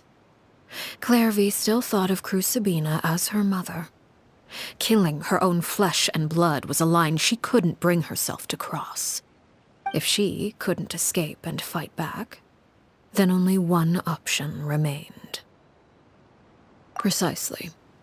Death was the only way that she felt she could be free. It happened during a duel. When she arrived at the dueling ring that day, her partner turned out to be none other than Peruere, the very person that had stood by her side all those years. It was a fierce battle. But ultimately, Clairvy decided to let Peruere end her life. From that moment on, Peruere's journey was one written in flames. When the rain finally came and washed it all away, there she stood, the sole victor in Mother's endless game of slaughter. A trail of corpses strewn across her path to success. It was the very result she had predicted 10 years prior. Even then, she believed she would make it until the end. She wasn't surprised by the fact that she emerged as Mother's undisputed heir. Rather, her success left her with an inexplicable sense of restlessness. She was unsettled. And there was only one thing that could quell that sensation. Perhaps you two would like to take a guess as to what it was? Crucibina, you mean? But... Correct. This is the place where Peruere killed her best friend. A mere year later, this is also the place where she fought tooth and nail to kill the mother they shared. The moment she acted, any conception of what was right or wrong ceased to matter. It's one of the principles of the house. Only those who survive get to write the rules. Peruer won the battle, and became a harbinger herself. After which Her Majesty, the Tsaritsa, bestowed upon her a new name. Arlecchino. So the Perry Clairvy was talking about... It was you all along. You're Peruer. Arlecchino is just a name you got later. I left that name behind long ago. I must say, hearing it now does bring back memories. After I defeated Crucibina, the moniker of Mother died with her. I chose to forego the title she called herself, and even chose to give up my own name. I rebuilt the House of the Hearth under a new identity. Not only as Arlecchino, but as father. And that is where the story ends. Any more questions? Yeah. Based on what you just told us, Clairvy wasn't a little kid when she was killed. So the Clairvy we met... Was she really a spirit at all? I suppose you could call her an illusion born of flame. Her existence is like ashes to a fire. Something left over in the wake of blaze and ruin. You see, a certain power runs through my veins.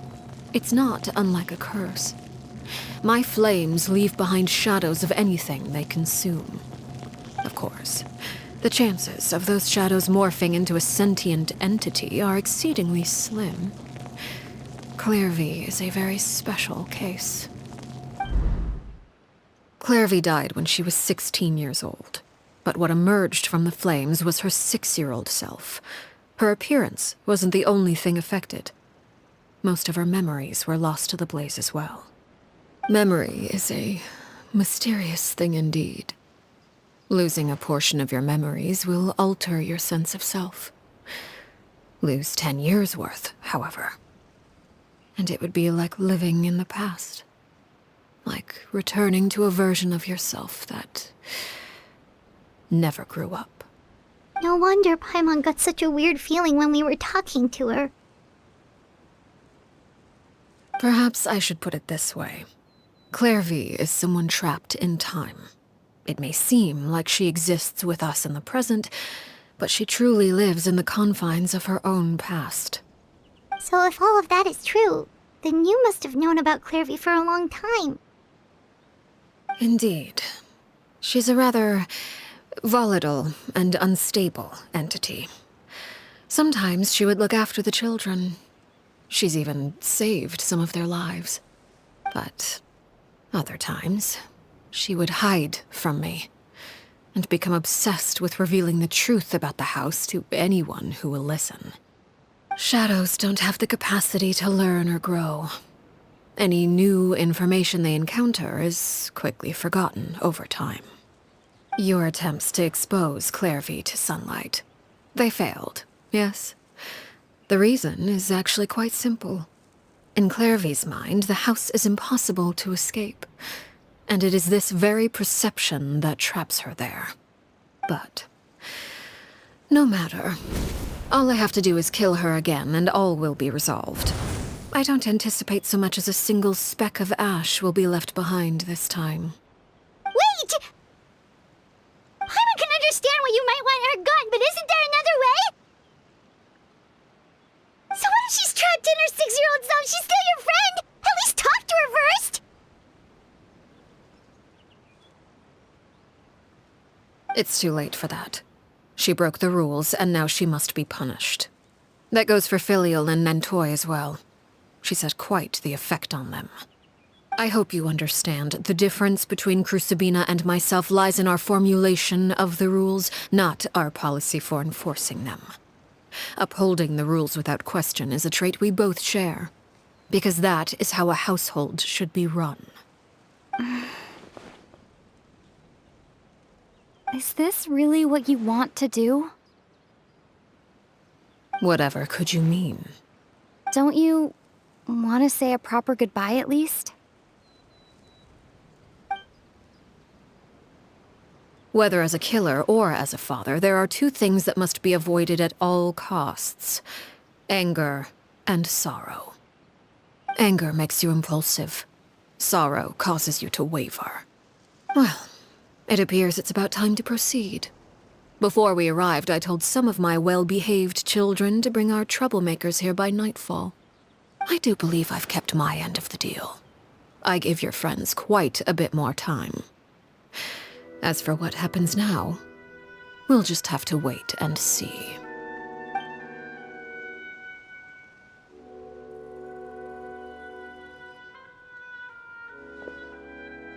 Here they are, Father.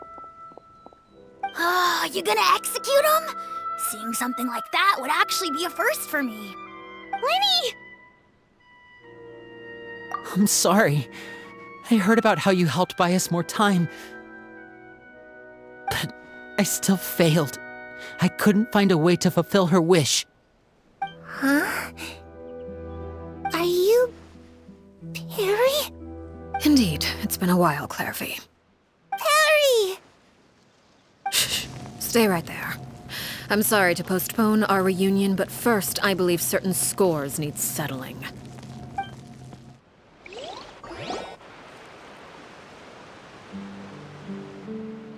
Father, let me explain.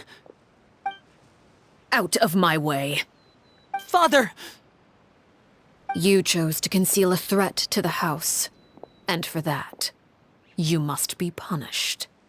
Overall, however, I suppose your wrongdoing is hardly the most egregious of the bunch, so I'll deal with your punishments later. As for right now, the more pressing concerns are the traitors among us. By traitors? Do you mean us? Father, let me explain. We didn't mean to... Fultz, why don't you share what you heard? Yes, Father. Secret Midnight Meeting number 3. Participants, Filial, Nantoy, Sato, Toddy. Nantoy clearly said, if only Father wasn't the one who took us in. Sato added, I'm sick of this life. I just want to live as a normal person. Filial was the worst of them all. She called us crazies and said a bunch of mean things about Father. I did not! You're lying! Fultz is trying to frame us! It's not like I'm the only one who heard those things. After that, you and Toddy and a bunch of other people started talking about Clairvy. You were using all those things Clairvy brought up as an excuse to question Father. We're birds locked in a cage. The only way out is to destroy it. That's what you said, wasn't it? You little... You just want me gone, don't you? What did I ever do to you, huh?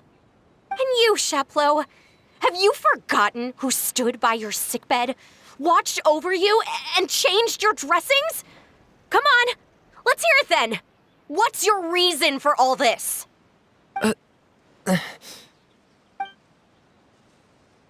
You're wrong, Filial. We don't want you to die. You're our family. Liar. You wouldn't be doing this if that were the case. So why? Why have you backed us into a corner? We all live in the House of the Hearth. You know the type of work we do, Filial. A single betrayal can cost dozens of us our lives. It's not like it's never happened before. That kind of thing is hard to forget. That's why the House of the Hearth cannot tolerate any form of betrayal. Ever since we came to Poisson, you've had 7 secret meetings. A lot of the things you talked about really crossed the line. You've been spying on us for half a month? Wait a second. Now that I think about it, the move to Poisson was just a way to make it easier to spy on us, wasn't it? Because we were all in one place. You've had this planned all along. Filial, Nantoy, I'm sorry. I owe you both my life. I owe Clairvy too. If it weren't for all your help after I got poisoned, I wouldn't be standing here today. If this were any other situation, I would do anything to repay that kindness, even if it cost me my life. But rules are rules. I'm sorry. My hands are tied. Why? Why? That's enough, Filial. We made a mistake, and we should own up to it. We broke the rules, plain and simple. And now we have to face the consequences. I'm sorry, Chapleau. Fultz. I'm sorry, Father. We accept our punishment. Chapleau, according to the rules of the House of the Hearth, how should these traitors be punished? All those who betray the house pay with their lives. And so it shall be.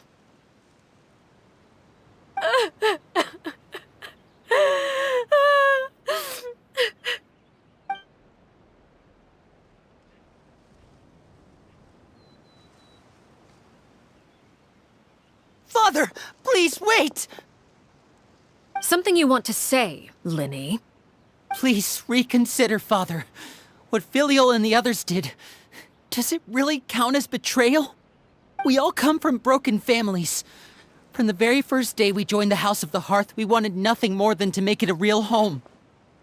But the truth is, none of us know what a real home should look like. I'm not saying I have all the answers. All I know is this. Killing Filial and the others may uphold the rules, but doing so will only bring us further away from being a real family than we've ever been. So please, Father, please reconsider. I agree with Linny. Father, please. Linny, you...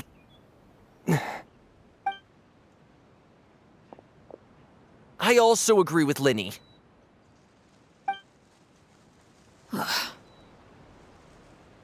An order once given cannot be rescinded.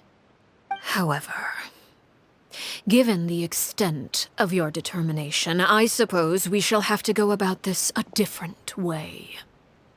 Draw your weapons and face me. Our weapons? Father, are you referring to a duel? Precisely. The rules of the house will not be altered. Traitors must be punished. However, resolving disputes with a duel is also one of our rules, one that also applies to me.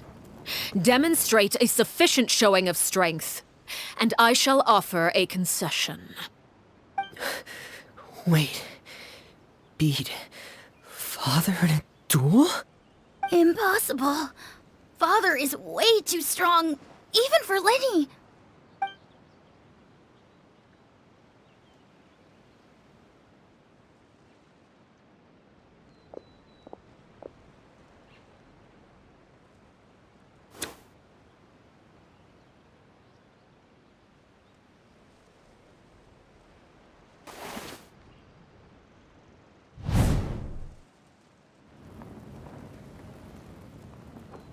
Did you hear that, Traveler? Lenny and the others have to duel the knave.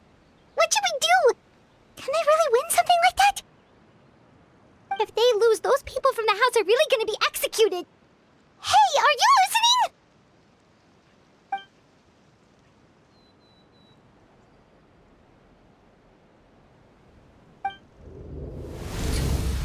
Don't you want to say a proper goodbye at least? Anger makes you impulsive. Sorrow causes you to waver.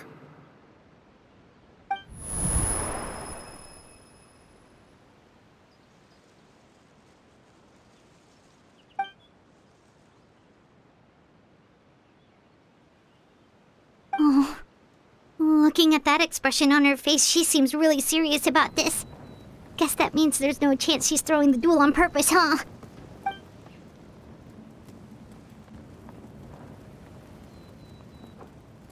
When guests are around, families are often on their best behavior. And any disputes are less likely to escalate. When the time comes, make the choice that you deem most appropriate in the situation, and lend your help to the House of the Hearth. What's wrong? Traveler? Hey, where are you going? Traveler? You're asking to join the duel against the knave? I'll allow it. We do have a ready-made dueling ring at our disposal, after all. All I would advise is this. Keep a firm grasp on your weapon, and give it your all. Any less, and you may just lose your life.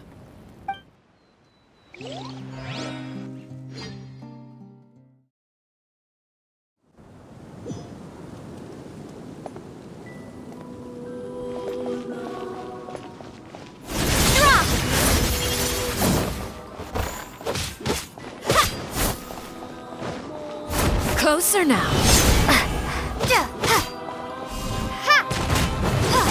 How amusing. Watch out for Father's movements! With these rising flames!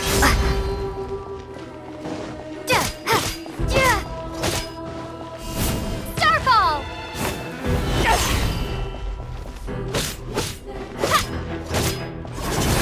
Hang in there! Is it my turn now?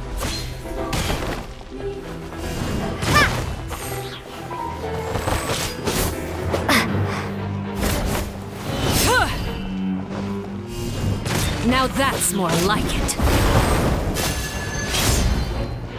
If I really have to draw my blade, then... It's my turn now.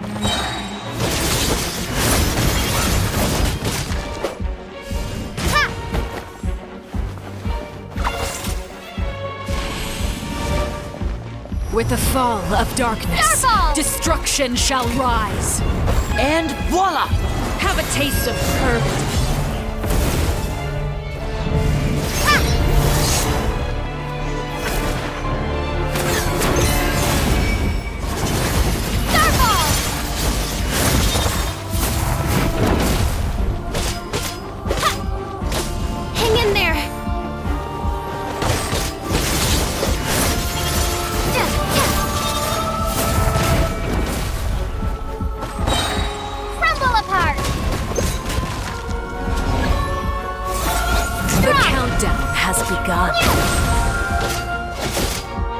If I really have to draw my blade, then...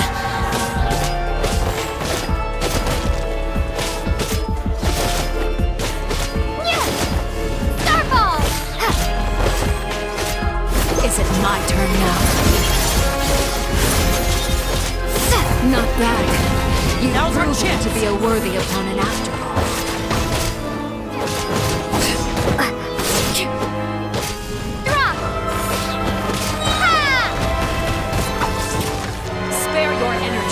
Running is of little use.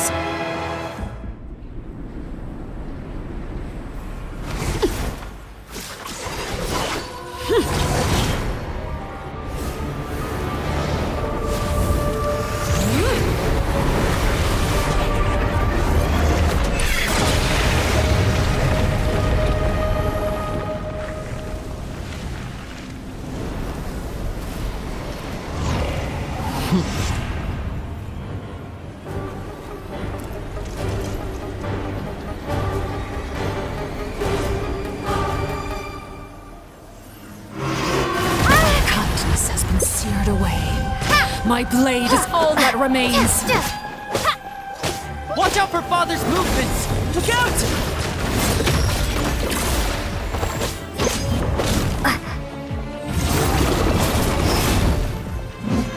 Starfall!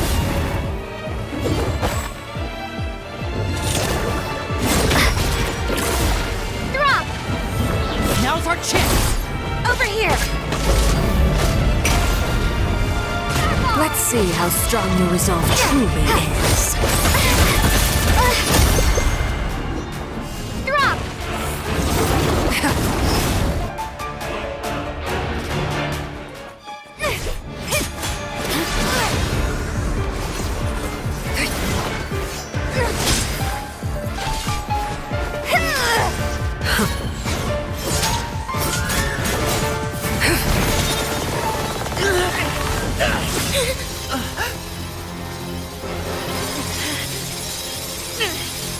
You should know better than to crowd in one place.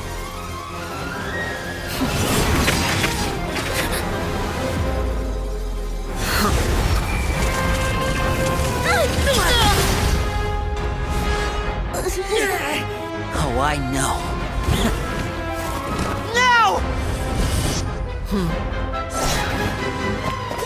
I'm sorry, Father!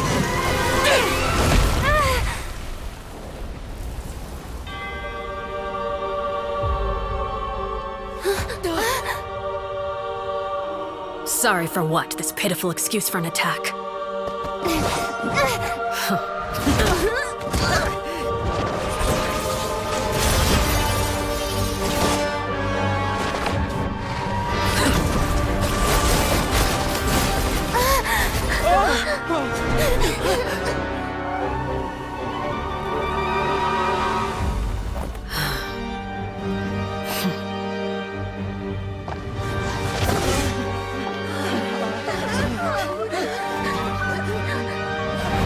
Father, no!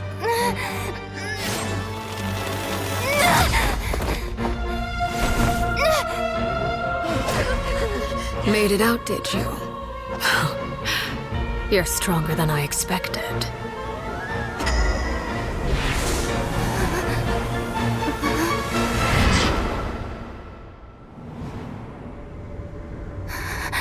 A crimson moon. I can't move.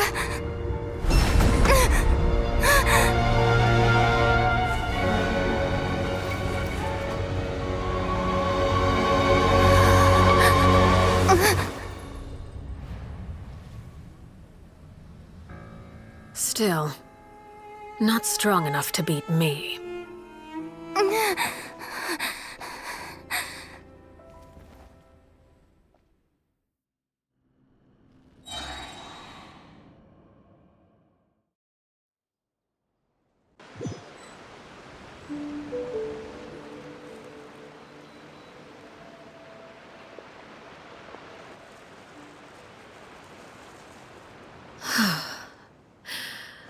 I believe we can end things here. It's not often that we get to enjoy the company of guests, after all. We wouldn't want things to get too out of hand. Brother, are you alright? Lenny, Given that I am the victor of this duel, as agreed, the punishment stands. No!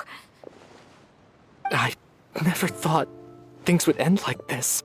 However, everyone involved in the duel demonstrated a remarkable level of strength and determination. In light of this, I'm prepared to change the method of execution. Elwar, the bottled flames I gave you for safekeeping. Do you still have them? Yes?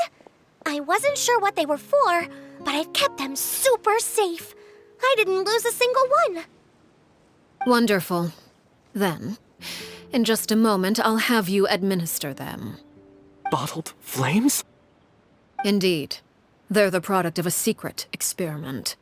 Under certain special circumstances, flames can be extracted from my person and preserved.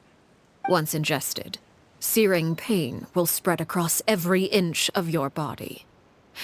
No harm will come to you physically, but your memories will be burned away. If you can withstand the pain. When you awake, you'll have forgotten everything you know about the House of the Hearth, and will be expelled from the organization. In other words, administering this concoction will kill the version of you that grew up in the house, and give you a new identity.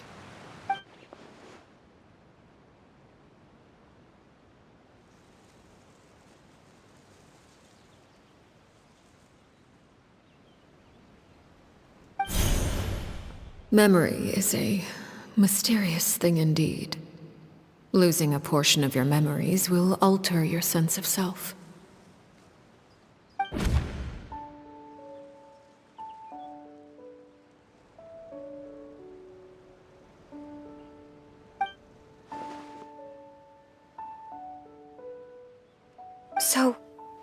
You're just letting us go, Father? You misunderstand. Memories are extremely important. Once consumed by flame, the version of you standing before me will die, and our secrets will die with you. So no, I don't intend to just let you go, because the person who survives will be nothing but a stranger. Even so,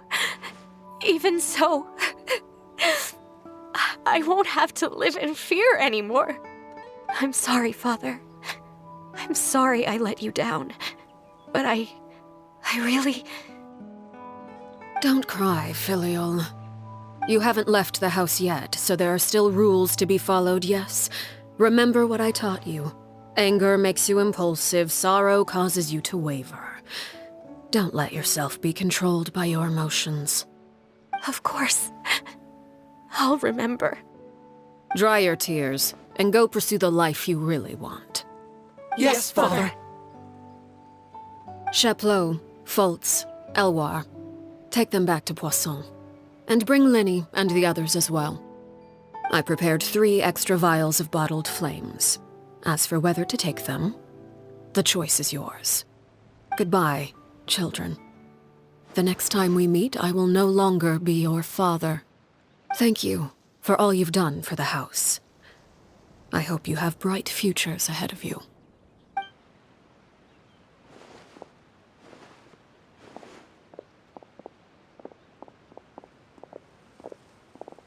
Father.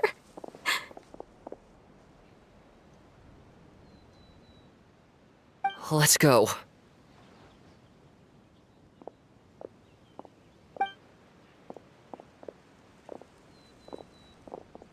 Here, grab my arm, Linny. I'll help you walk back. Thank you.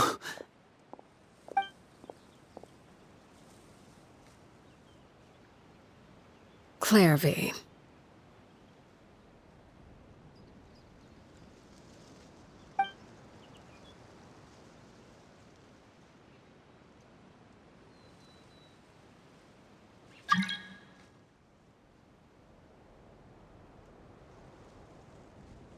Can we talk now? I've been waiting for a super long time. You really are Perry, aren't you? I haven't seen you in so long. How come you're all grown up? Wait, did I somehow travel to the future on accident? Or am I dreaming? What a long dream. Neither. You died, Clairvy. That's what happened. You could have at least sugarcoated it a little. Look, she's so speechless. Oh. Okay then. Huh? That's it? You accepted it just like that? Yep. If that's what Perry says happened, then I believe her. Perry wouldn't lie to me. Plus, I don't really need to know why I'm like this. I'm more curious about what happens in the future. If you're a harbinger now, Perry, that means Mother is gone, isn't she? Can you tell me about it? I want to know what happened to her. And to me. You never stopped trying to defy fate. At first, no one believed you. You could only vent your frustrations to the moon. In fact, you often sought comfort in the night sky. You wanted to see the aurora, so one night we promised each other we would go to Snezhnaya to see it together. Later on, you tried to run away, but you were brought back each time. Mother spared your life, but it wasn't out of kindness. Instead, she decided to make an example of you by slowly torturing you over time. That way, the other children would know what happens to traitors. Still, you never gave up. Mother hoped that through ruthless duel after ruthless duel, she would be able to crown an ultimate victor among the children she raised. But you called on everyone to unite, to fight to a draw in order to reduce casualties. Your efforts may have only delayed the inevitable, but still. You gave them hope. You tried everything you could think of, but every attempt ended in failure. Still, you never turned your sword on Crucibina, and you never turned it on me. On that gloomy day, you told me, "For the last 16 years of my life, I've done everything I can to fight for freedom. But now, I realize that the only freedom I truly possess is the freedom to choose to die." I never imagined I would say something like that. I must have been feeling really worn down. But somehow, I still think I understand. According to Mother's plan, only one of us was going to make it until the end. And I always hoped that person would be you. If I could do it all over again, I still don't think I would make a different choice. Even when I first met you, I knew you'd be able to do what I couldn't. Is that so? Even now, I'm not sure I truly understand what kind of freedom you were trying to pursue. But as the head of the House of the Hearth and as the children's father, I've tried to give them the most basic of freedoms. The freedom to choose their own fate. It's something I discussed with the Iudex of Fontaine.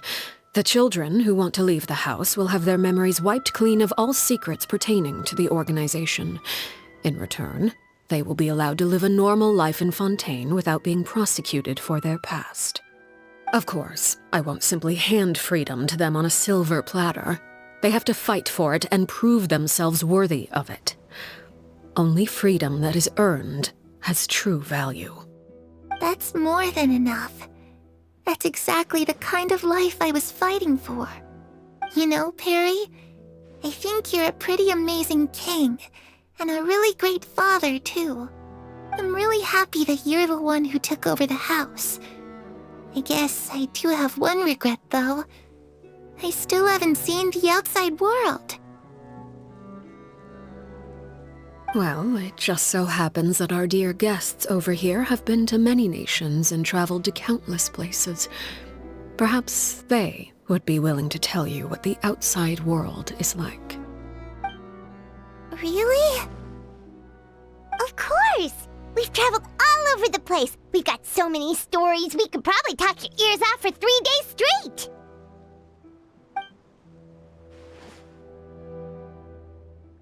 You know, I used to dream of being a bard, playing the lute while singing into the winds of freedom.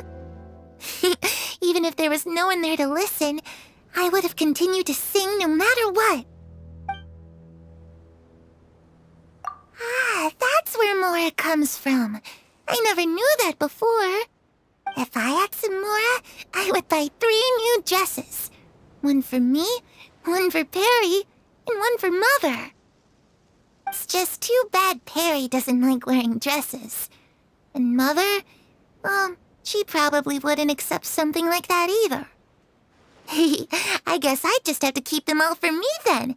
I could wear a different one every day. Those yokai you mentioned, what do they look like? I once saw a drawing of this one guy with horns on his head and a super scary face. Are there any yokai like that? Oh, sounds like you're talking about an Oni. Yep, we've met one, and let Paimon tell you, they're not nearly as scary as they look. I was always too afraid to skip Mother's fighting lessons. But at the academia, I bet you could do all sorts of secret things in class. Things that have nothing to do with studying. I'm just kidding. Being able to study whatever you want without having to fear for your life actually sounds pretty great.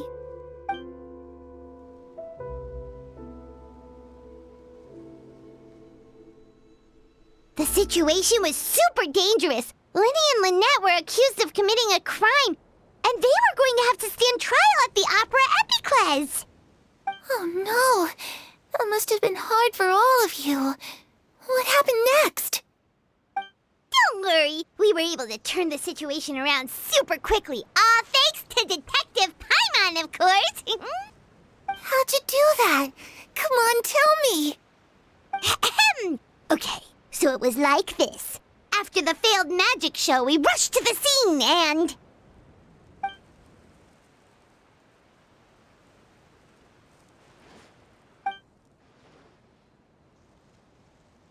Shadows don't have the capacity to learn or grow. Any new information they encounter is quickly forgotten over time.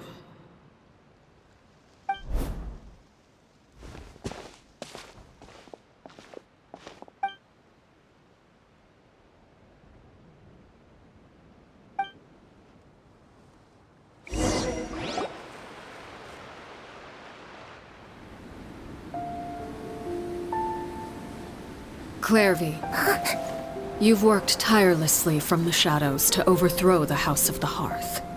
Now, by my authority as the Knave, I shall announce how this matter ends. You are hereby expelled from the House of the Hearth. You are no longer tied to this place, nor are you bound by its rules. You're saying that I can finally leave? I get to experience the outside world as well? Oh, I almost forgot. There's no getting older for me. Still, seeing who you grew up to be makes me really happy, Parallel. Take care of yourself. Goodbye. May we meet again someday.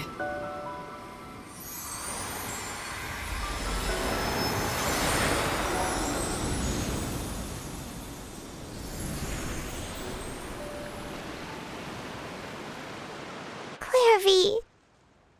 She left so soon. Paimon didn't even get to finish her story. I also have certain sentiments left unsaid. I wanted to tell her that the aurora I saw in Snezhnaya was just as beautiful as the ones in the pictures. But a shadow's memories reset at dawn. Had we delayed any longer, we wouldn't have had the time to say goodbye. Whatever regrets may linger, let them be lost to the coming of a new day. Father? It's Linny! Hey, Linny!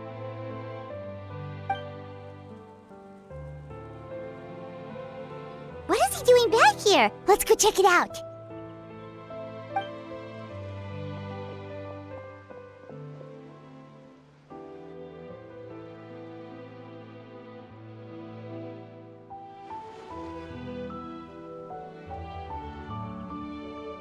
Father, the bottled flames have been administered. Filial and the others have left the house. And you? What have you decided? Thank you for giving us that choice, Father. But we never wanted to leave the house. It's the only home we've ever known. Lynette and Fremine feel the same way. They're recuperating back at the Hotel Bouffe d'été. But I decided to come back and tell you where we stood. I'm sure you're well aware of the expectations I have for you. I want you to follow in my footsteps and become the next king of the house. Yet you seem to have different ideas. I must admit, I'm rather surprised by your decision to stay. There's nothing wrong with choosing to live a quiet life. Leading this organization is a heavy responsibility, one not so easily carried by someone forced onto the throne. I just never understood what you saw in me. What made you believe I was deserving of that throne? You're brave, talented, and, most importantly, you cherish your family. You would do anything to protect them, even if it costs you your life.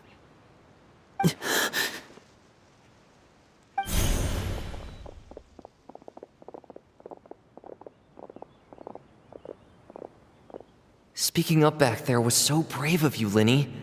It's all thanks to you that we were able to convince Father to back down.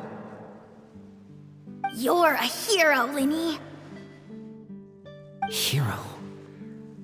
Father is the real hero. Had Father gone all out during the duel, there's no way I would have walked away with my life. She must have had it all planned from the beginning, from the very moment she suggested a duel. I'm not deserving of that title. I'm not strong enough or smart enough. You're wrong. In my opinion, all you need to be deserving of the throne is conviction and the necessary strength to act on it. We may have different ideas of what it means to be a family, but you can hardly be said to lack conviction. What you truly lack is strength.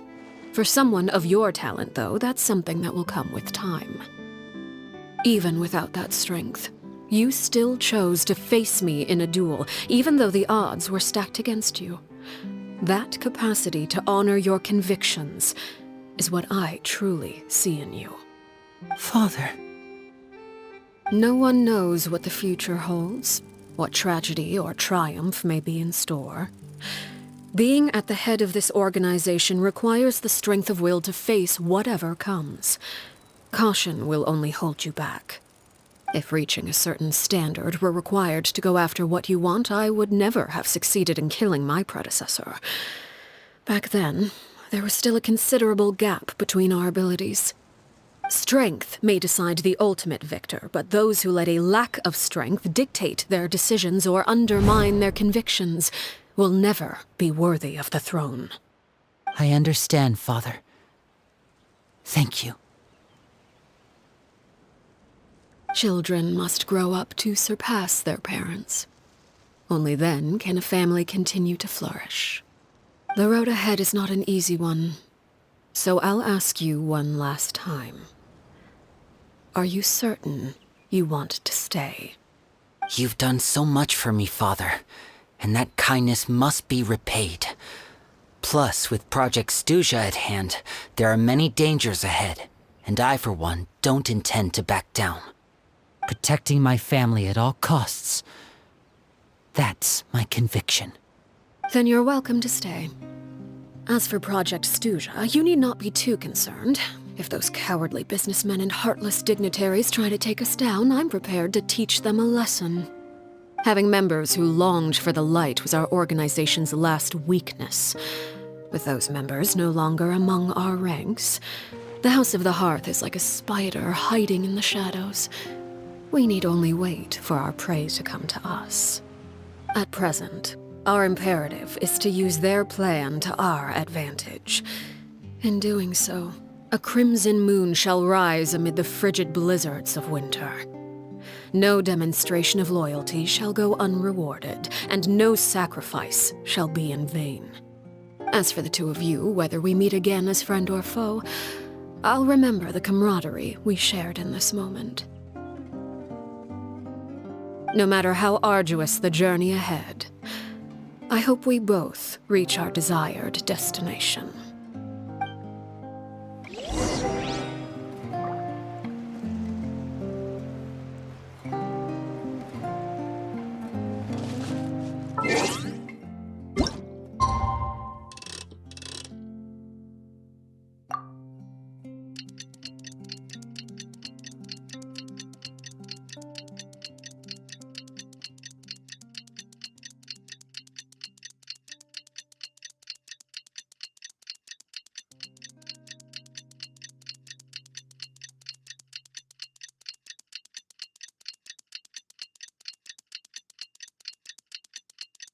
Didn't Linny say that Lynette and Fremine were recovering at the Hotel Bouffe d'été? Oh, Paimon wonders how they're doing. Maybe we should go check on them.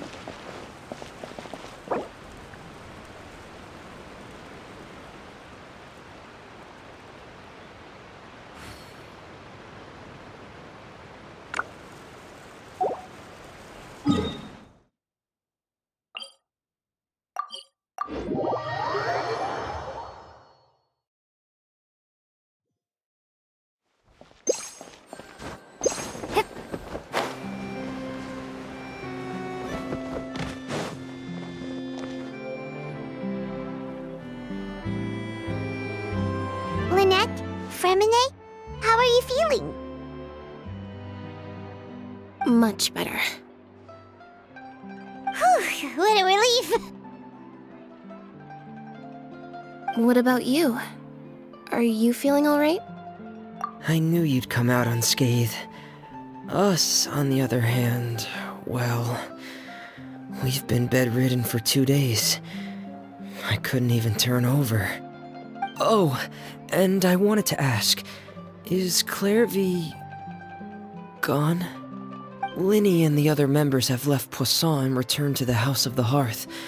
According to him, there haven't been any more sightings of a spirit roaming the house. I see. I'm glad.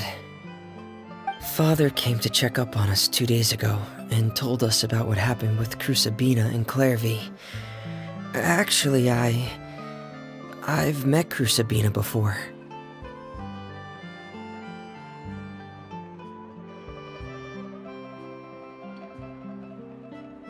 Wait, what?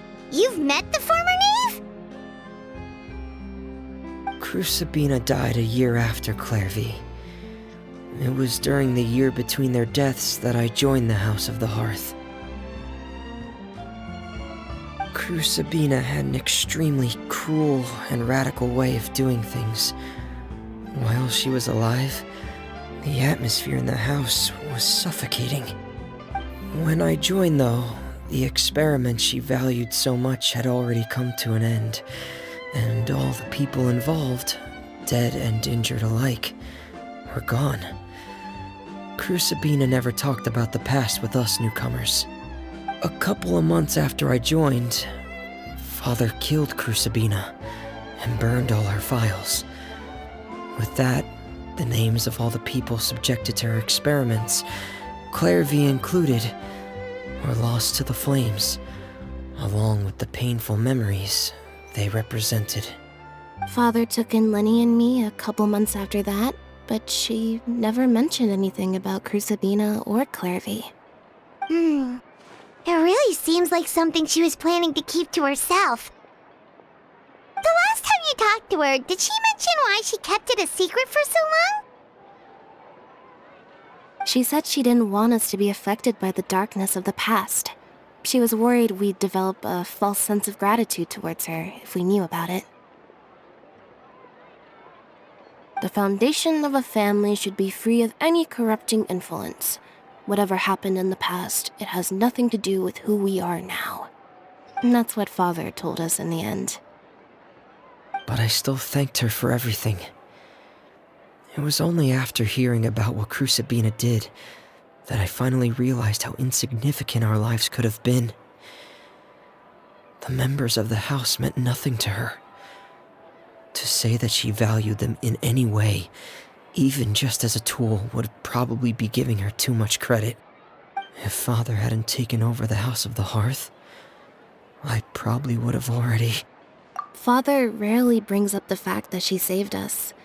She doesn't believe that being indebted to her should be what ties us together. But even if we didn't owe her anything, we would still choose to stay. Because this is our home. We may have arguments or times when we feel wronged. Some people may even choose to leave. But as long as Father is here, we will always have a home. Whether the path before us is bathed in sunlight or shrouded in shadow, we'll follow Father wherever she chooses to go. So I wanted to say thank you for helping us make it through this crisis. Without your help, we could have lost a lot more along the way. Oh, we didn't do anything, really. Of course. You're welcome anytime. Are Filial and Nantoy okay?